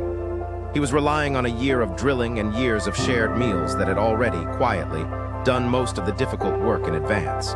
There is a legal principle, first articulated in something close to its modern form by Roman jurists, that most people alive today have never heard named but rely upon, unknowingly, dozens of times in an ordinary week. Pacta sunt servanda agreements must be kept. It sounds almost too obvious to require a name. Of course agreements should be kept. What civilization ever claimed otherwise? But the obviousness is deceptive, because the entire edifice of complex economic life, contracts, loans, trade across distances, commerce between strangers who will never meet twice, depends on this principle being not merely a moral preference but an enforceable expectation, backed by institutions capable of making good on it when one party is tempted to break their word. Rome did not invent the idea that promises should be kept. What Rome built, across roughly 1,000 years of continuous legal development, was something rarer and more consequential. A systematic, written, professionally interpreted body of law capable of enforcing that principle reliably, at scale, across an empire eventually spanning 3 continents and dozens of distinct peoples and languages. This achievement, easy to take for granted from the vantage point of a modern world saturated with legal systems descended from it, deserves to be understood as one of Rome's genuinely original contributions to human civilization, on par with its roads and aqueducts, though considerably less visible to a tourist walking through the ruins. Consider what commerce actually requires to function beyond the smallest scale of face-to-face barter between neighbors who see each other daily, and can rely on reputation alone to enforce honesty. The moment trade extends beyond that intimate circle, a merchant in Alexandria selling grain to a buyer in Ostia he will likely never meet, a landowner in Gaul borrowing capital from a lender in Rome to finance an olive press, a shipbuilder in Ephesus contracting labor and materials from suppliers scattered across the eastern Mediterranean. The entire arrangement depends on some mechanism, external to personal relationship and reputation alone, that both parties trust will hold the other accountable if the bargain is broken. Without that mechanism, commerce beyond the smallest local scale becomes prohibitively risky, and economic activity stays permanently small, confined to transactions where personal trust can substitute for institutional enforcement. Roman law provided that mechanism with a sophistication that would not be matched in the Western world for well over 1,000 years after Rome's fall. Roman jurists developed detailed categories of contract: sale, lease, partnership, loan for consumption, loan for use, deposit, each with its own specific rules governing the obligations of each party and the remedies available if those obligations went unmet. They developed the legal concept of the corporation, an organization treated, for certain legal purposes, as an entity separate from any single individual who composed it, capable of owning property and entering contracts in its own right, a concept whose modern descendants underpin virtually the entirety of contemporary global business. They developed detailed rules of evidence, procedures for resolving disputes before a magistrate, and crucially, professional jurists, legal specialists whose formal opinions on difficult questions of law carried recognized authority, creating something close to a continuous, cumulative body of legal reasoning that later jurists could build upon rather than starting fresh with each new dispute. The economic consequence of this legal infrastructure is difficult to overstate, even though it rarely appears in popular retellings of Roman history, which tend to focus on emperors, battles, and monuments, rather than the far less cinematic subject of contract enforcement. A merchant operating within Roman legal jurisdiction, anywhere from Britain to Syria, could reasonably expect that a contract signed in one province would be recognized and enforceable in another, that a debt owed would carry consistent legal remedies regardless of where the debtor happened to relocate, and that disputes, when they arose, would be settled according to a body of law that did not change arbitrarily from one local ruler's whim to the next. This predictability, this reduction of what economists today would call transaction costs and counterparty risk, is what allowed Roman trade networks to achieve a scale and complexity that would not be matched again in Europe until many centuries after Rome's western half had collapsed. There is a psychological dimension to this achievement worth drawing out, because it connects Roman law to the broader themes running through every chapter of this account. Trust at the scale required for complex civilization to function cannot rest indefinitely on individual character alone. Not even Rome, with its cultural emphasis on personal integrity and honor, could build an empire-spanning economy purely on the hope that enough individual merchants would simply choose to keep their word out of private virtue. What Rome understood, and built with genuine sophistication, was that trust becomes durable and scalable only when it is embedded in institutions. When the consequence of breaking a promise does not depend on the injured party's personal capacity for revenge or persuasion, but on a predictable, impersonal system that will impose that consequence regardless of who is involved or how much social power either party holds. This is, in its way, the same insight that shaped the Republic's approach to political power, examined earlier through the example of Cincinnatus and the deliberately fragmented structure of Republican offices. Rome did not trust that good character alone would reliably restrain ambitious men from seizing permanent power. It built institutions designed to constrain even bad character, so that the system's stability did not depend on hoping every future magistrate would happen to be virtuous. Roman contract law applied the identical logic to commerce. The reliability of an agreement should not depend on hoping every merchant happened to be honest. It should depend on a system robust enough to hold even the dishonest ones accountable. The 12 Tables, Rome's earliest attempt at a written legal code, dating to roughly 450 BC, were reportedly created in direct response to plebeian demands that the law be written down and publicly displayed, rather than existing only in the memory and interpretation of patrician judges who could, and evidently sometimes did, apply it selectively to their own advantage. This detail is worth lingering on, because it reveals something essential about why written, public law matters so much more than unwritten custom, however well-intentioned that custom might claim to be. A law that exists only in the memory of powerful interpreters can be quietly reshaped, case by case, to favor whoever holds power at a given moment. A law written on bronze tablets and displayed publicly in the forum, available for any citizen to read and cite, becomes something closer to a genuine constraint on power itself. It can still be misapplied or ignored, but the gap between the written standard and its actual application becomes visible, contestable, and over enough time, correctable. Much of the legal architecture built by Roman jurists across the following centuries survived the political collapse of the Western Empire and was later rediscovered, studied, and directly incorporated into the legal systems of medieval and modern Europe, forming the foundation of what is still called civil law tradition today, practiced across most of continental Europe, Latin America, and large parts of Asia and Africa. When a modern person signs a lease, takes out a loan, or forms a business partnership under a written contract enforceable in court, they are participating, whether they know it or not, in an intellectual inheritance that traces directly back to jurists working in the Roman Forum 2,000 years ago, who understood something that remains true regardless of era. That civilization at scale is, in the end, largely a matter of strangers being able to trust each other's word. And that such trust, to be durable, must be built into institutions rather than left to hope. The Roman road connecting Rome to the southern city of Capua, begun in 312 BC under the censor Appius Claudius Caecus, and known ever since as the Via Appia, was engineered to a standard that modern civil engineers still study with something approaching disbelief. Its foundation was laid in successive compacted layers, a base of large stones, then smaller gravel, then a top surface of fitted paving stones set with enough precision that water would run off to drainage channels on either side, rather than pooling on the road itself. Sections of that original surface, laid more than 2,000 years ago, remain walkable today, worn smooth by cart wheels and sandals, but structurally intact, having outlasted not merely the empire that built them, but every subsequent European road-building effort until the modern era. What makes the Via Appia, and the roughly 250,000 miles of road network Rome eventually built across its empire, worth dwelling on is not simply the engineering achievement, impressive as that achievement is. It is the particular relationship to time that such construction implies. A road built to last a generation looks very different from a road built, whether consciously or not, to last 2,000 years.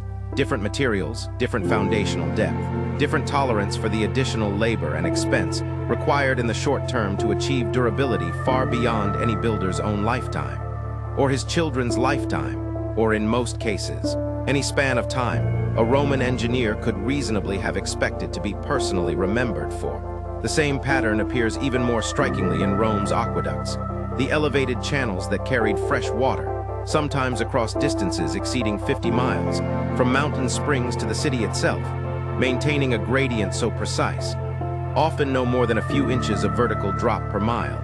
That water flowed reliably by gravity alone across the entire distance, without any mechanical pumping. The Aqua Claudia, one of 11 major aqueducts eventually supplying the city of Rome, was begun under the Emperor Caligula and completed under Claudius, and its surviving arches, striding across the Roman countryside in long stone processions, remain visible today.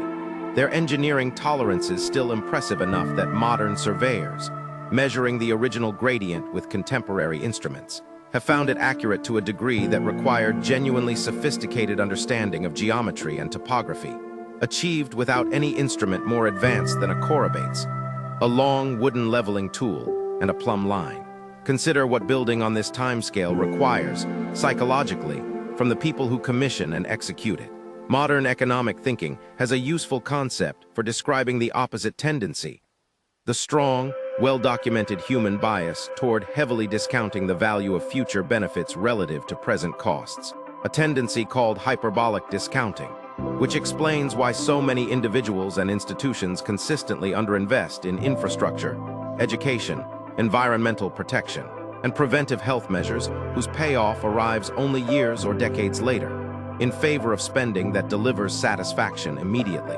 The bias is not a modern invention. It is a basic feature of how human cognition processes time, likely rooted in an evolutionary history where immediate survival needs reasonably outweighed distant, uncertain future benefits. What Rome managed, across large portions of its engineering and civic culture, was an unusually sustained institutional resistance to that ordinary bias. Some of this resistance was structural rather than purely cultural. Roman magistrates overseeing major public works, particularly during the Republic, often understood that a project completed under their name, however long its actual construction took, would carry lasting personal and family prestige regardless of whether they lived to see its completion.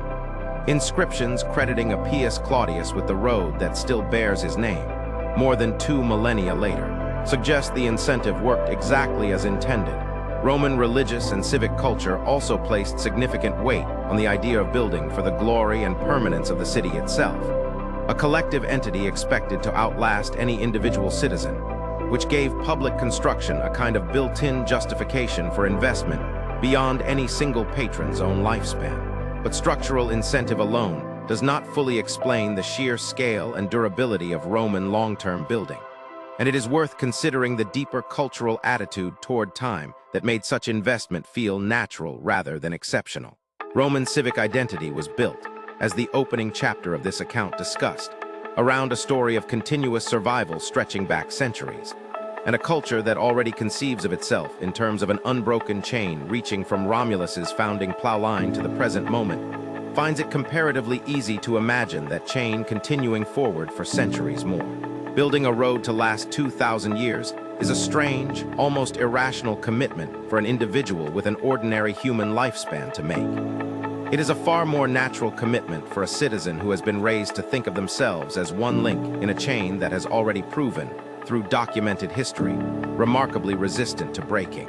There is a practical lesson embedded here that extends well beyond civil engineering, into how individuals and institutions of any kind might think about the investments, financial, relational, educational, whose full value will not be realized for years or decades, long after the initial cost has been paid and largely forgotten. The behavioral economist's language for combating hyperbolic discounting typically involves some form of commitment device, a structure that makes the long-term beneficial choice easier to sustain than the short-term tempting alternative, precisely because willpower alone, exercised moment to moment, reliably loses that contest over a long enough time horizon. Rome's roads and aqueducts function, in effect, as a civilizational commitment device. Once the enormous initial investment of labor and stone had been made, the resulting infrastructure did not require any renewed act of willpower or foresight to keep serving its purpose for centuries afterward. The investment, once made correctly, essentially locked in its own long-term payoff, independent of whether future generations retained the same discipline that had built it in the first place. This matters because the discipline required to plan on Roman timescales, whether Roman or modern, is rarely a discipline that any single individual sustains through sheer personal virtue across an entire lifetime, let alone across generations. It is a discipline that survives when it survives at all, because it gets embedded into something more durable than any one person's willpower. A structure, a system, an institution, or in Rome's case, quite literally into stone, compacted gravel, and a precisely calculated gradient, engineered specifically so that the wisdom of the initial decision would not require constant renewal to keep delivering its benefit mile after mile, aqueduct arch after aqueduct arch, for 2,000 years and in places still counting. Trimalchio's dinner party, described in vivid, satirical detail in Petronius's first-century novel The Satyricon, is fiction rather than history, but it is fiction written by a man deeply embedded in the imperial court of Nero, and its exaggerations are worth taking seriously as social commentary precisely because effective satire requires a real target to caricature. Trimalchio, the novel's grotesquely wealthy former slave turned freedman, serves his guests a series of courses designed less for nourishment than for spectacle. A wild boar stuffed with live birds that fly out when the animal is carved. Pastries shaped like exotic delicacies, concealing entirely different foods inside. Entertainment interrupted by Trimalchio's own long, self-indulgent monologues about his wealth and the elaborate tomb he is having constructed to commemorate himself after death. It is comedy, but comedy built on real anxieties that Petronius's original Roman audience would have recognized immediately. A culture increasingly organized around competitive, conspicuous consumption, in which wealth had stopped signaling anything beyond its own accumulation. This satirical portrait sits alongside more sober historical evidence of genuine excess among sections of the Roman elite in the late Republic and early Empire. Evidence that later Roman moralists themselves, writing with evident concern rather than modern hindsight, documented extensively. Pliny the Elder, writing in the 1st century AD, cataloged with visible disapproval the enormous sums wealthy Romans spent on individual luxury items. A single pearl earring reportedly worth a fortune sufficient to support an entire province. Banquets featuring foods transported at extraordinary expense from distant corners of the empire, purely to demonstrate that the host could afford such transport, regardless of whether the food itself justified the cost on any other grounds. This was not universal Roman behavior. The overwhelming majority of the Roman population, then as in any large and stratified society, lived modestly or in genuine poverty, and Cato's frugal instincts, examined earlier, never entirely disappeared from Roman culture even at its most extravagant. But among a visible, influential slice of the wealthy elite, particularly in the century following Rome's conquest of the Hellenistic East, A genuine and well-documented culture of competitive excess took hold, and Roman writers themselves worried about what it meant.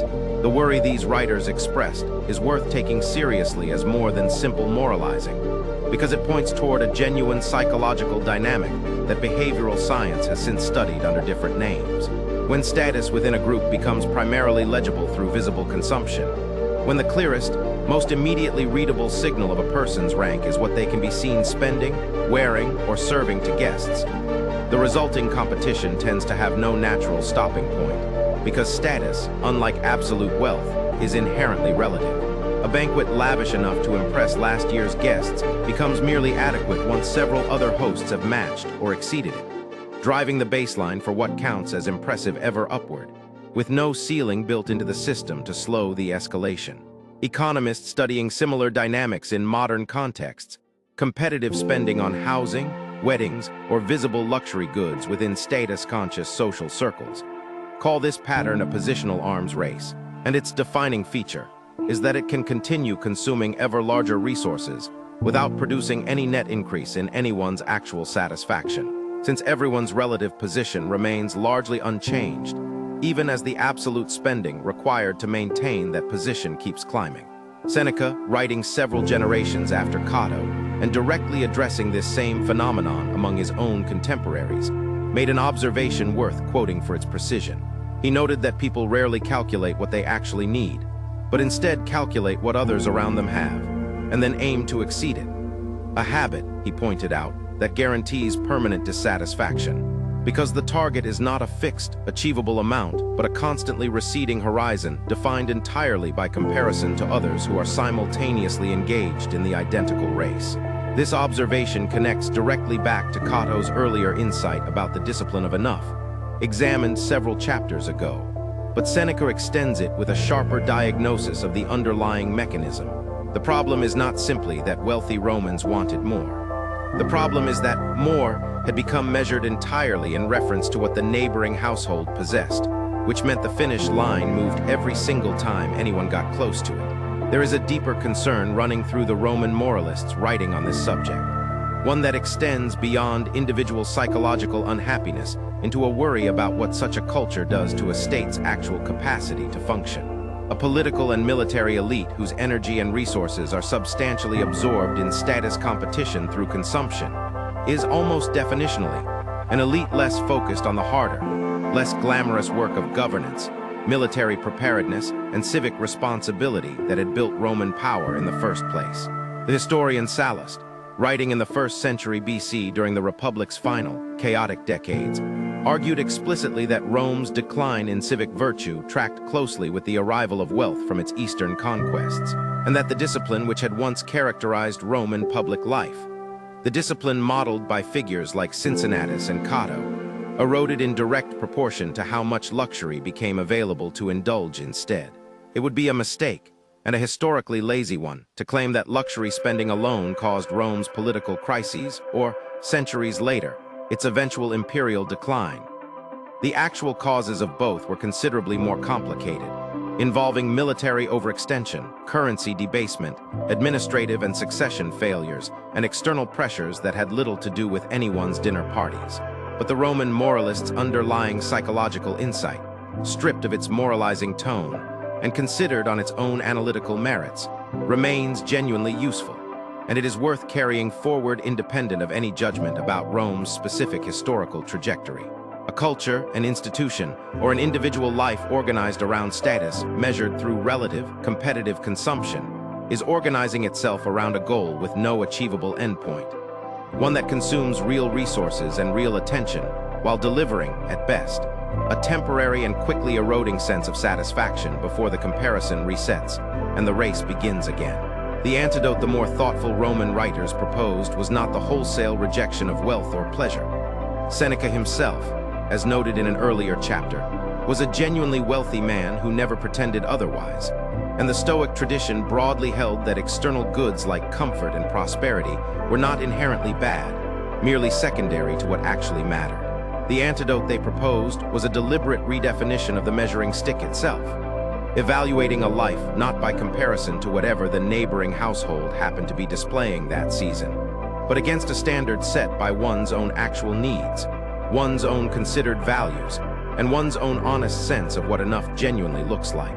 It is a simple idea to state, and as every Roman moralist who wrote about it seemed to discover through hard personal experience, a remarkably difficult one to actually live by, in a city built increasingly around the currency of comparison, or in any city in any era organized the same way.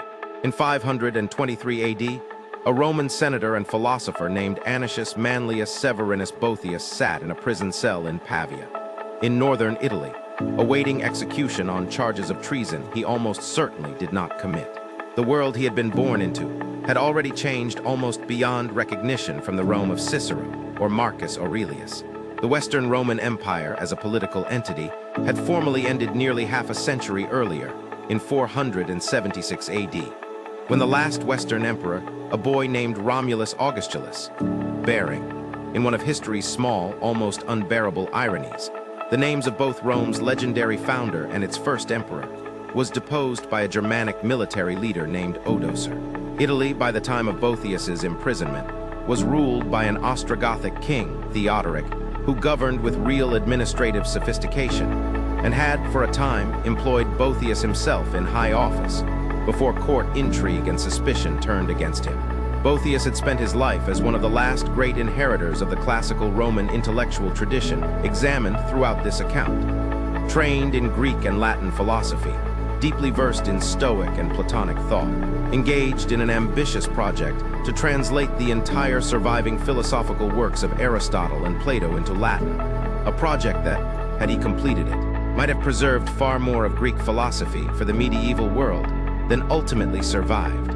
That project, along with his career and his life, ended in a prison cell on a false accusation, awaiting a death he could not prevent and did not deserve by any standard of justice he himself had spent a career articulating.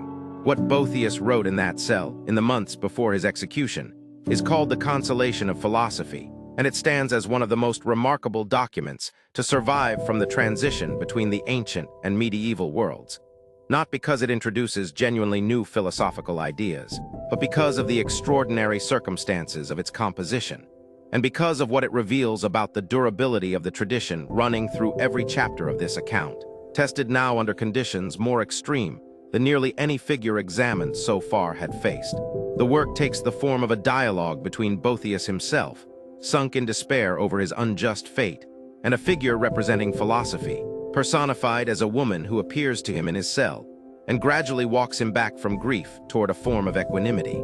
Using arguments drawn heavily from the Stoic and Platonic traditions, this entire account has traced from Cato through Seneca, through Epictetus, through Marcus Aurelius.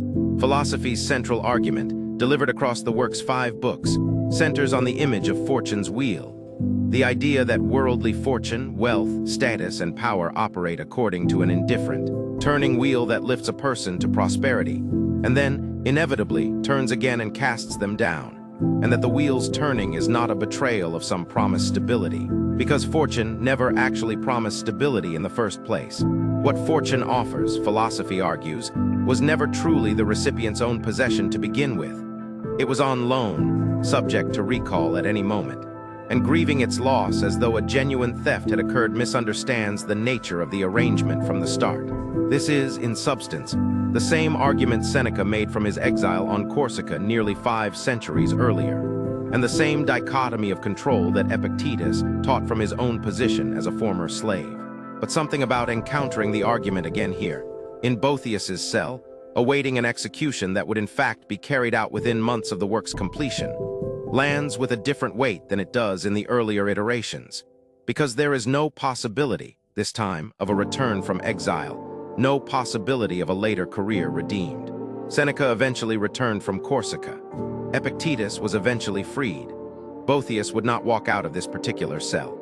The consolation of philosophy is, in the most literal sense available, a dying man's final effort to actually believe what the tradition he had inherited claimed to be true, tested at the one moment where believing it or not believing it could no longer be revised by subsequent events. What makes the work move readers across 15 centuries, since its composition is precisely this quality of genuine, unresolved struggle, rather than serene philosophical triumph. Boethius's philosophy does not simply lecture him into calm acceptance in a single decisive argument. The dialogue proceeds through multiple rounds, with Boethius repeatedly relapsing into grief and complaint, even after apparently accepting an argument moments before, requiring philosophy to return, patiently, with a different angle on the same underlying truth. This structure mirrors something honest about how consolation actually works for anyone facing genuine catastrophe, as opposed to how it is often portrayed in simplified retellings, not as a single insight that permanently resolves grief, but as a truth that must be grasped, lost, and re-grasped repeatedly, each time a little more securely, without ever quite becoming so automatic that it requires no further effort to hold on to. There is a final image in the work worth carrying forward specifically, because it synthesizes something this entire account has been circling from its opening chapter onward. Philosophy, in one of the later sections of the dialogue, argues that true happiness cannot depend on anything external to a person's own character, precisely because everything external, wealth, fame, political power, even bodily health, is subject to the same indifferent wheel that had just cost Boethius his freedom and would soon cost him his life. What remains genuinely secure in philosophy's argument is the good a person has built into their own character through the course of a life well lived. Not because that good guarantees any particular external outcome, clearly, since Boethius's own virtuous life had not prevented his unjust imprisonment, but because it is the only category of good that cannot be confiscated by fortune's wheel regardless of which direction the wheel happens to turn. Boethius was executed shortly after completing the work, by most historical accounts sometime in 524 or 525 AD, reportedly by a method involving considerable cruelty. The Western Roman world he had been born into, and whose classical philosophical tradition he had devoted his career to preserving and transmitting, was, by any conventional political measure, already gone by the time he wrote his final work. No Senate exercising real power, no emperor in the West, no unified Roman law governing Italy any longer. And yet the book he wrote in that final cell would go on to become one of the most widely read and influential texts of the entire medieval period that followed. Translated into Old English by King Alfred the Great, into Middle English by Geoffrey Chaucer, studied and copied in monasteries across Europe for the next 1,000 years, carrying the philosophical inheritance of Cato, Cicero, Seneca, Epictetus, and Marcus Aurelius forward into a world that would otherwise have had far less direct access to it. The empire had already fallen. The tradition, somehow, in the hands of a condemned man writing against a deadline he could not extend, did not. On the afternoon of August 24th, in the year 79 AD, Gaius Plinius Secundus, known to history as Pliny the Elder, a naval commander, a natural historian, and the author of an encyclopedic 37-volume compilation of everything the Roman world then understood about nature, called simply the Natural History, was stationed with the imperial fleet at Misenum, on the Bay of Naples, when his sister noticed an unusual cloud rising from the direction of Mount Vesuvius, a mountain nobody in the region had previously understood to be an active volcano at all, since it had not erupted within any span of time preserved in Roman memory or record. What survives of this event comes to us through 2 letters written years later by Pliny's nephew, Pliny the Younger, in response to a request from the historian Tacitus, who wanted an eyewitness account for his own history. Those letters remain one of the most precise first-hand descriptions of a volcanic eruption to survive from the ancient world, and they also preserve, in unusually intimate detail, the final hours of a man whose response to the unfolding catastrophe reveals something worth examining closely, because it combines 2 qualities that do not always coexist as comfortably as this account might suggest they should: intellectual curiosity and a sense of duty toward other people, both operating at full strength in the same set of decisions, right up until the moment they cost him his life. Pliny's first reaction to the strange cloud, according to his nephew's account, was scholarly. He ordered a light vessel prepared so he could sail closer and observe the phenomenon at proximity, treating it, initially, as a natural curiosity worth investigating firsthand rather than second-hand, consistent with a lifetime spent compiling observations about the natural world into his great encyclopedic work. But as he was preparing to depart on this errand of pure inquiry, a messenger arrived carrying a letter from a woman named Rectina, whose husband's villa sat directly beneath the mountain, on the coast nearest the eruption, and who had no means of escape by land. since the roads were already blocked. Pliny's expedition changed character immediately. His nephew records, "What had begun as scientific curiosity became a rescue mission, and Pliny ordered the entire fleet under his command launched, not merely his own single vessel, to bring aid to as many people along that stretch of coastline as the ships could reach." He sailed directly toward the danger that everyone else in the bay was frantically sailing away from. Ash and pumice stone were already falling on the ships as they approached the shore, thick enough that his nephew's account describes the crew having to sweep it continually from the deck to keep the vessel from being weighed down. Pliny reached the town of Stabiae, took shelter with a friend there, and in a detail his nephew records with evident astonishment, since the household around him was in a state of open panic, reportedly bathed, dined, and slept through part of the night as though the situation were ordinary, a choice his nephew explicitly attributes not to genuine calm, but to a deliberate performance of calm, meant to reassure the terrified people sheltering around him that the danger, while real, did not yet require panic. By the following morning, conditions had worsened beyond any further pretense of normalcy. Falling debris and toxic fumes made the situation critical, and the household, Pliny included, attempted to move toward the shore, hoping the wind might have shifted enough to allow escape by sea. It had not.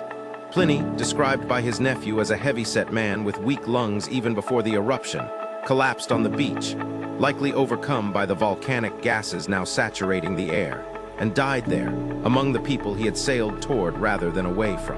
There is a genuine and instructive tension in this story worth naming directly rather than smoothing into a simpler narrative than the evidence supports. Pliny's initial impulse toward the mountain was curiosity, not altruism. He wanted to see the phenomenon up close because understanding natural events was the organizing passion of his entire intellectual life, and there is no reason to sanitize that motive into something nobler than it was. What is worth noticing is how quickly and completely that initial motive was subordinated, once Rectina's letter arrived, to a different and more urgent obligation, without Pliny apparently treating the shift as any kind of internal conflict requiring deliberation. The record his nephew left behind shows no hesitation, no visible weighing of personal risk against the value of rescuing strangers along an unfamiliar stretch of coastline. The fleet was simply redirected, and Pliny sailed with it. This matters because it offers a useful corrective to a framing this account has occasionally risked implying across earlier chapters, that Roman virtue operated primarily through cold, deliberate calculation, weighing costs against benefits with the same careful arithmetic Cato applied to his household ledger. Pliny's actual conduct on the day of his death suggests something closer to virtue as trained instinct rather than conscious calculation in the moment itself.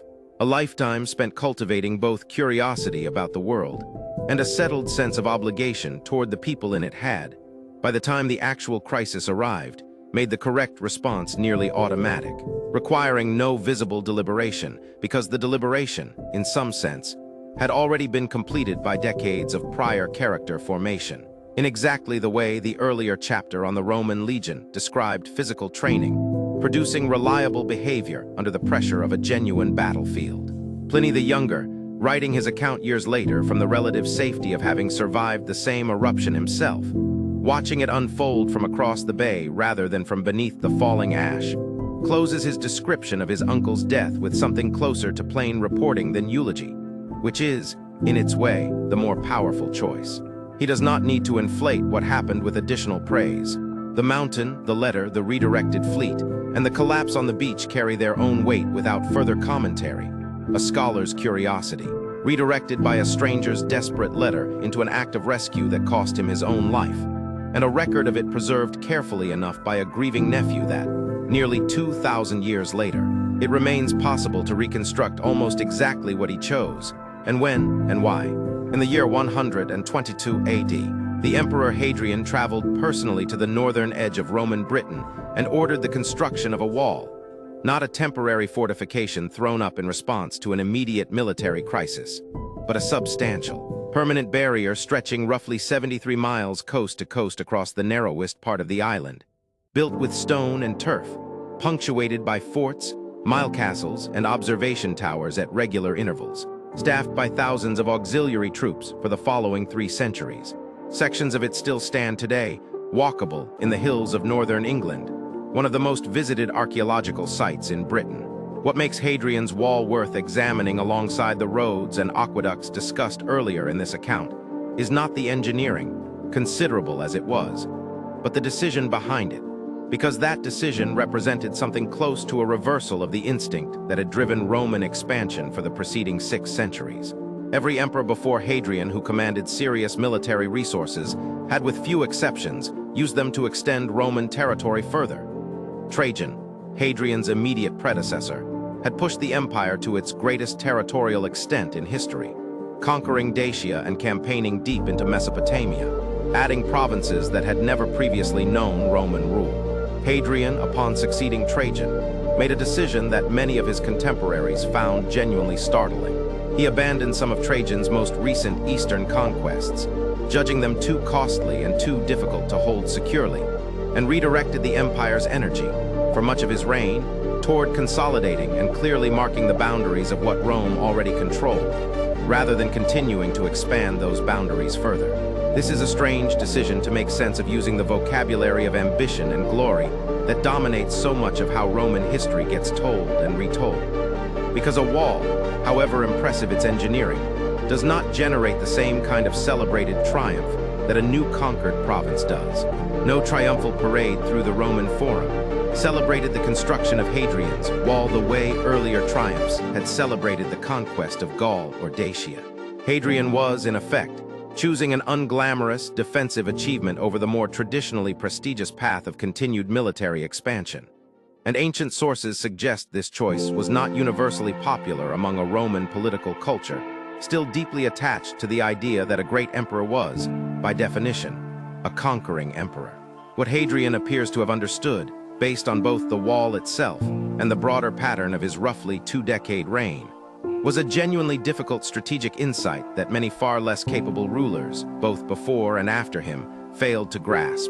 That the capacity to acquire territory and the capacity to hold and administer it securely are 2 entirely different competencies, and that an empire which continues expanding past the point where its administrative and military resources can reliably secure what it already controls is not actually growing stronger, regardless of how impressive its territorial map appears on parchment. Trajan's eastern conquests, the very ones Hadrian abandoned upon taking power, had already proven difficult to hold, provoking rebellions that were consuming Roman military resources faster than the newly conquered territory was generating value in return. Hadrian's decision to withdraw from some of them was not timidity.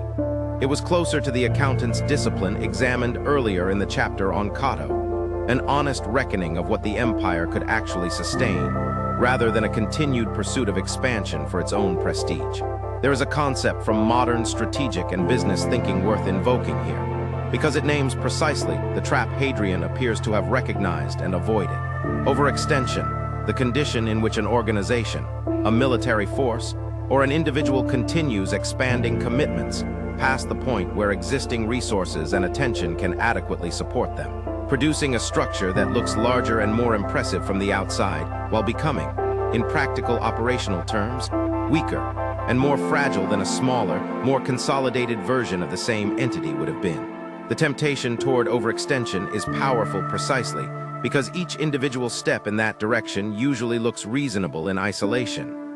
One more province, one more product line, one more commitment does not, by itself, appear obviously reckless. The danger accumulates gradually, through the sum of many individually defensible decisions, until the total commitment has quietly exceeded what the underlying resources can actually sustain. A pattern that connects directly to the institutional erosion examined in the chapter on Rome's eventual fall. Hadrian's Wall was, in this light, less a monument to Roman power than a monument to Roman self-knowledge at a particular moment in the empire's history. A physical acknowledgement, built in stone and turf across 73 miles of British hillside, that Rome had located the edge of what it could reliably hold, and that further expansion past that edge, however tempting the glory attached to conquest remained within Roman political culture, would come at a cost the empire's actual administrative and military capacity could not comfortably absorb. This required a particular kind of discipline that has appeared in different forms throughout this entire account. The discipline to recognize a limit honestly, and to stop at that limit deliberately, rather than continuing forward simply because momentum, ambition, or the fear of appearing weak made stopping feel, in the moment, like the harder and less prestigious choice. Hadrian ruled for 21 years after ordering the wall's construction, and the period is generally regarded by historians as one of relative stability and effective administration across the empire, a contrast to some of the more chaotic reigns both before and after his own. He is remembered less for any single dramatic military triumph than for a broader pattern of consolidation, legal reform, and extensive personal travel throughout the provinces he governed, inspecting their condition directly rather than administering from a distance. The wall that bears his name remains, of every structure examined in this account, perhaps the most direct physical expression of a lesson that runs through nearly every chapter that has come before it, and every chapter still to come.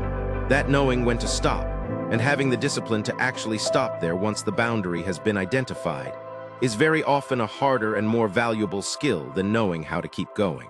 Historians have spent close to 1,500 years arguing about why Rome fell, and it is worth saying plainly, before going any further, that no single cause adequately explains it, and that any account promising a tidy, singular answer should be treated with real skepticism. The British historian Edward Gibbon, writing in the 18th century, famously attributed much of the decline to the corrosive effect of Christianity on traditional Roman civic virtue and military vigor, an argument modern historians largely reject as incomplete at best.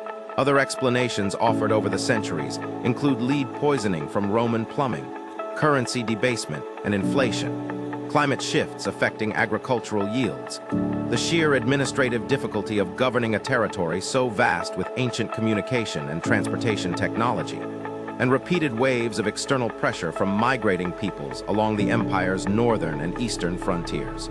The honest modern consensus is that the fall of the Western Empire resulted from the compounding interaction of several of these factors simultaneously, arriving together at a moment when the empire's institutions had also grown less capable of adapting to any one of them individually.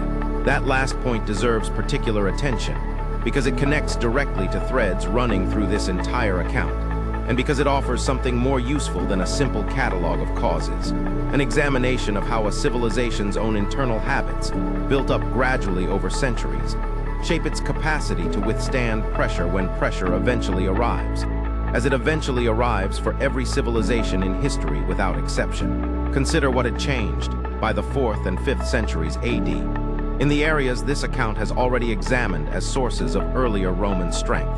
The political culture of restraint modeled by Cincinnatus and formalized in the Republic's deliberately fragmented distribution of power had been replaced, across the imperial centuries following Augustus, by a system increasingly dependent on the character and competence of a single ruler, with succession disputes frequently resolved through civil war rather than any reliable constitutional process.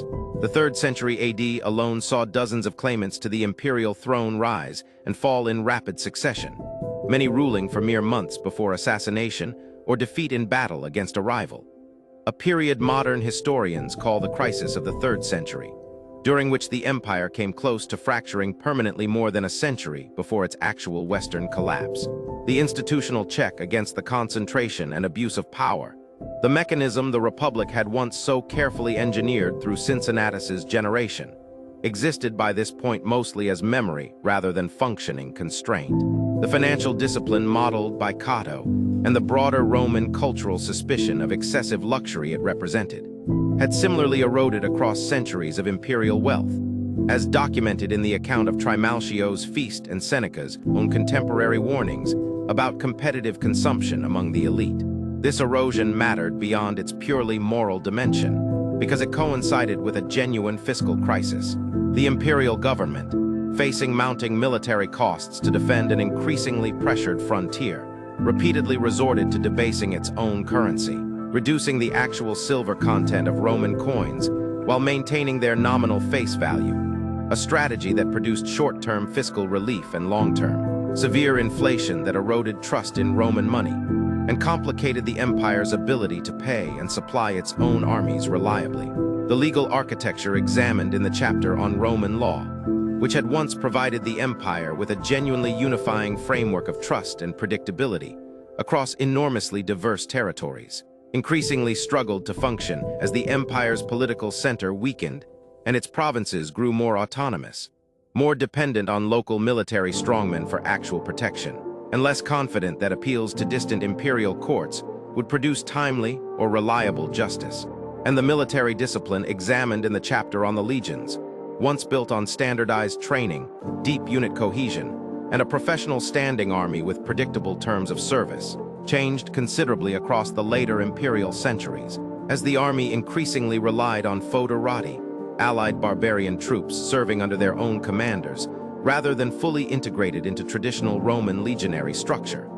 A practical adaptation to genuine manpower shortages, but one that gradually blurred the line between the Roman military and the very frontier peoples it had once existed primarily to hold at bay. None of this means the fall of Rome was simply a story of moral decline, a framing this account has deliberately avoided throughout, because it flattens a genuinely complex historical process into a simplistic morality tale that the evidence does not fully support. Rome faced external pressures in the 4th and 5th centuries, sustained migration and invasion by Gothic, Vandal, Hunnic, and other peoples, driven by their own complex mix of push and pull factors, including pressure from further migrations originating in Central Asia, that a healthier, more institutionally robust Rome might still have struggled to fully withstand. The Eastern Roman Empire, centered on Constantinople, faced many of the same external pressures and internal temptations toward luxury and political instability that afflicted the West, and yet it survived, in continuously functioning form, for another 1,000 years after the Western collapse, a fact that should caution against any explanation relying purely on abstract civilizational decline, since the same broad culture produced both an empire that fell in the 5th century and one that persisted until the 15th. What can be said with more confidence, and what connects most usefully to the themes this account has traced across 15 chapters, is narrower and more specific. The institutional habits a civilization builds during its periods of strength determine, in significant part, how much capacity it retains to absorb shock during its periods of stress. And those habits, once eroded, are considerably harder to rebuild under crisis conditions than they were to maintain through steady, unglamorous discipline in calmer times. The Republic's checks on power, once dismantled by Augustus and his successors, could not simply be restored by imperial decree once later emperors recognized their absence had become dangerous. The fiscal discipline modeled by Cato, once abandoned amid genuine imperial prosperity, could not be reinstated by administrative fiat once currency debasement had already undermined public trust in Roman money. The military cohesion built through centuries of standardized training and small unit loyalty could not be instantly recreated once manpower shortages had already forced reliance on troops with weaker institutional ties to Rome itself. This is, in the end, a pattern that applies well beyond the specific case of an ancient empire, extending to any institution, business, or individual life built on habits of discipline that took years or decades to establish, and that can, if allowed to lapse during periods when their absence seems to carry no immediate cost, prove remarkably difficult to reconstruct once genuine pressure eventually arrives and reveals exactly how much that discipline had actually been holding together. Rome did not fall in a single afternoon, or from a single cause, or purely because its people had grown lazy or decadent, a story too simple for the actual historical record to support. It fell across a process that unfolded over roughly 2 centuries, because institutions built through the patient, unglamorous discipline of earlier generations were allowed, gradually and often for individually understandable reasons in each particular moment, to weaken faster than the external pressures arrayed against them, until the accumulated gap between strength and vulnerability finally proved too wide to close. Stand today at the edge of the Roman Forum, where this account, in a sense, has never really left, and look at what remains. Broken columns rising out of grass and gravel. A single standing arch, Titus's, commemorating a military campaign whose political consequences ceased to matter to anyone alive many centuries ago. The outline of the Senate House, roofless, open to weather that no longer disturbs any actual deliberation happening inside it. Tourists walk where Cicero once walked, where Cato once argued for a sumptuary law nobody today has any need of, where Caesar's body was burned by a grieving crowd after his assassination. in a spot still marked, modestly, by a low mound of earth and offerings that visitors continue, even now, to leave. The empire that built all of this is gone. Its legions have not marched in a millennium and a half. Its currency, debased and then abandoned, means nothing to any economy on earth. Its emperors, whether wise like Marcus Aurelius or catastrophic like Nero, are equally unable to issue a single further command to anyone. Every political structure examined across this account, the Republic's careful distribution of power, the Augustan settlement's elaborate preservation of Republican appearance, the imperial system that eventually replaced both, has been dismantled, replaced, forgotten, and in most cases, forgotten so thoroughly that reconstructing its actual mechanics remains an active subject of ongoing historical scholarship rather than common knowledge.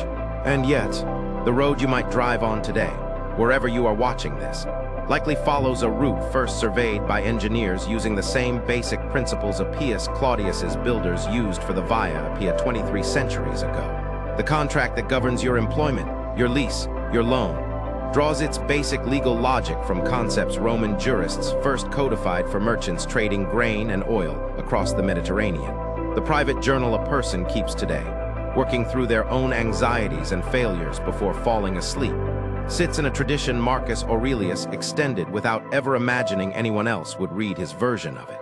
The advice given quietly in a moment of grief, that a lost fortune or a lost position was never truly a secure possession to begin with, traces back through Boethius's cell, through Seneca's Exile, to a slave named Epictetus who first understood from the inside of literal bondage that a person's judgments remain their own no matter what else is taken. This is what this account has actually been about. Across 18 chapters and several centuries of Roman history, examined not as a closed museum exhibit, but as a living inheritance still shaping how people alive right now think, decide, and endure. Rome's stone has crumbled in most places it was laid. Its philosophy, its law, its psychology of discipline and restraint and long-term thinking proved considerably harder to erode, because ideas, unlike walls, do not require constant physical maintenance to survive. They require only a mind willing to receive them, generation after generation, translated by an English king, copied by medieval monks, printed by Renaissance scholars, and eventually translated once more into whatever language and medium happens to reach the next mind capable of finding them useful.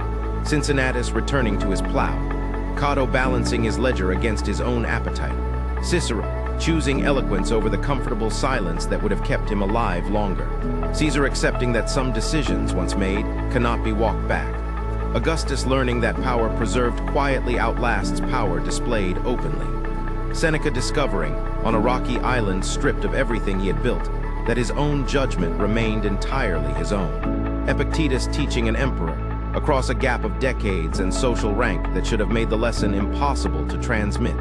That freedom was never actually a matter of circumstance. Marcus Aurelius getting out of bed one more difficult morning to do the work he had been given. The legion's shield locked against its neighbor's shield, prepared not by courage summoned in the moment, but by a year of unglamorous repetition completed long before it was needed. The jurist writing a contract clause to protect two strangers who would never meet from ever needing to trust each other's word alone.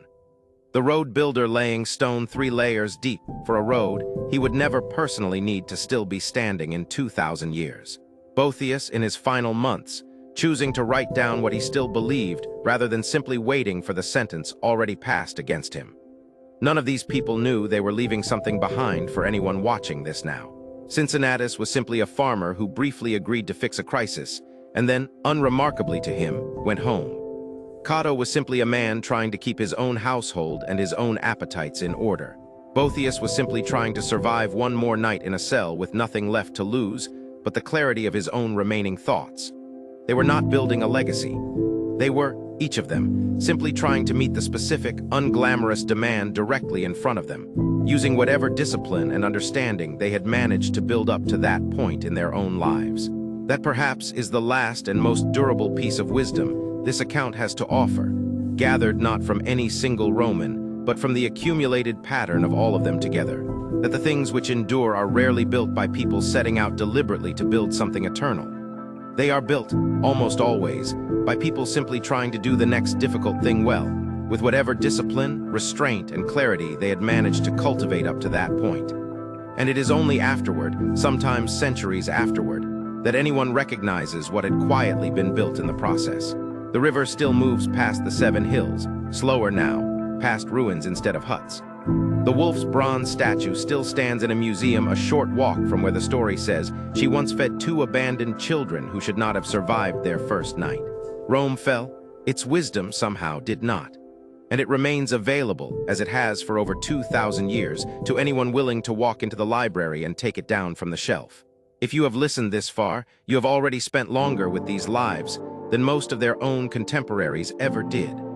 That is worth sitting with for a moment before the lights come back up. Somewhere tonight, someone will face a decision they cannot take back, the way Caesar once did at a small, unremarkable river. Someone will bury a piece of who they were and have to decide what to build in its place, the way Seneca did on a rocky island, the way Boethius did in a cell with no morning left to wait for. Someone will simply have to get out of bed for a job that offers no applause and do it anyway, because it is the work in front of them. None of these people knew they were being watched across the centuries. They were simply doing as best they could the next difficult thing. So perhaps are you? Rest now if rest is what this hour was for, or carry one page of it back out into your own life. Either way, the library stays open. It always has. This has been the Wealth Mind Library.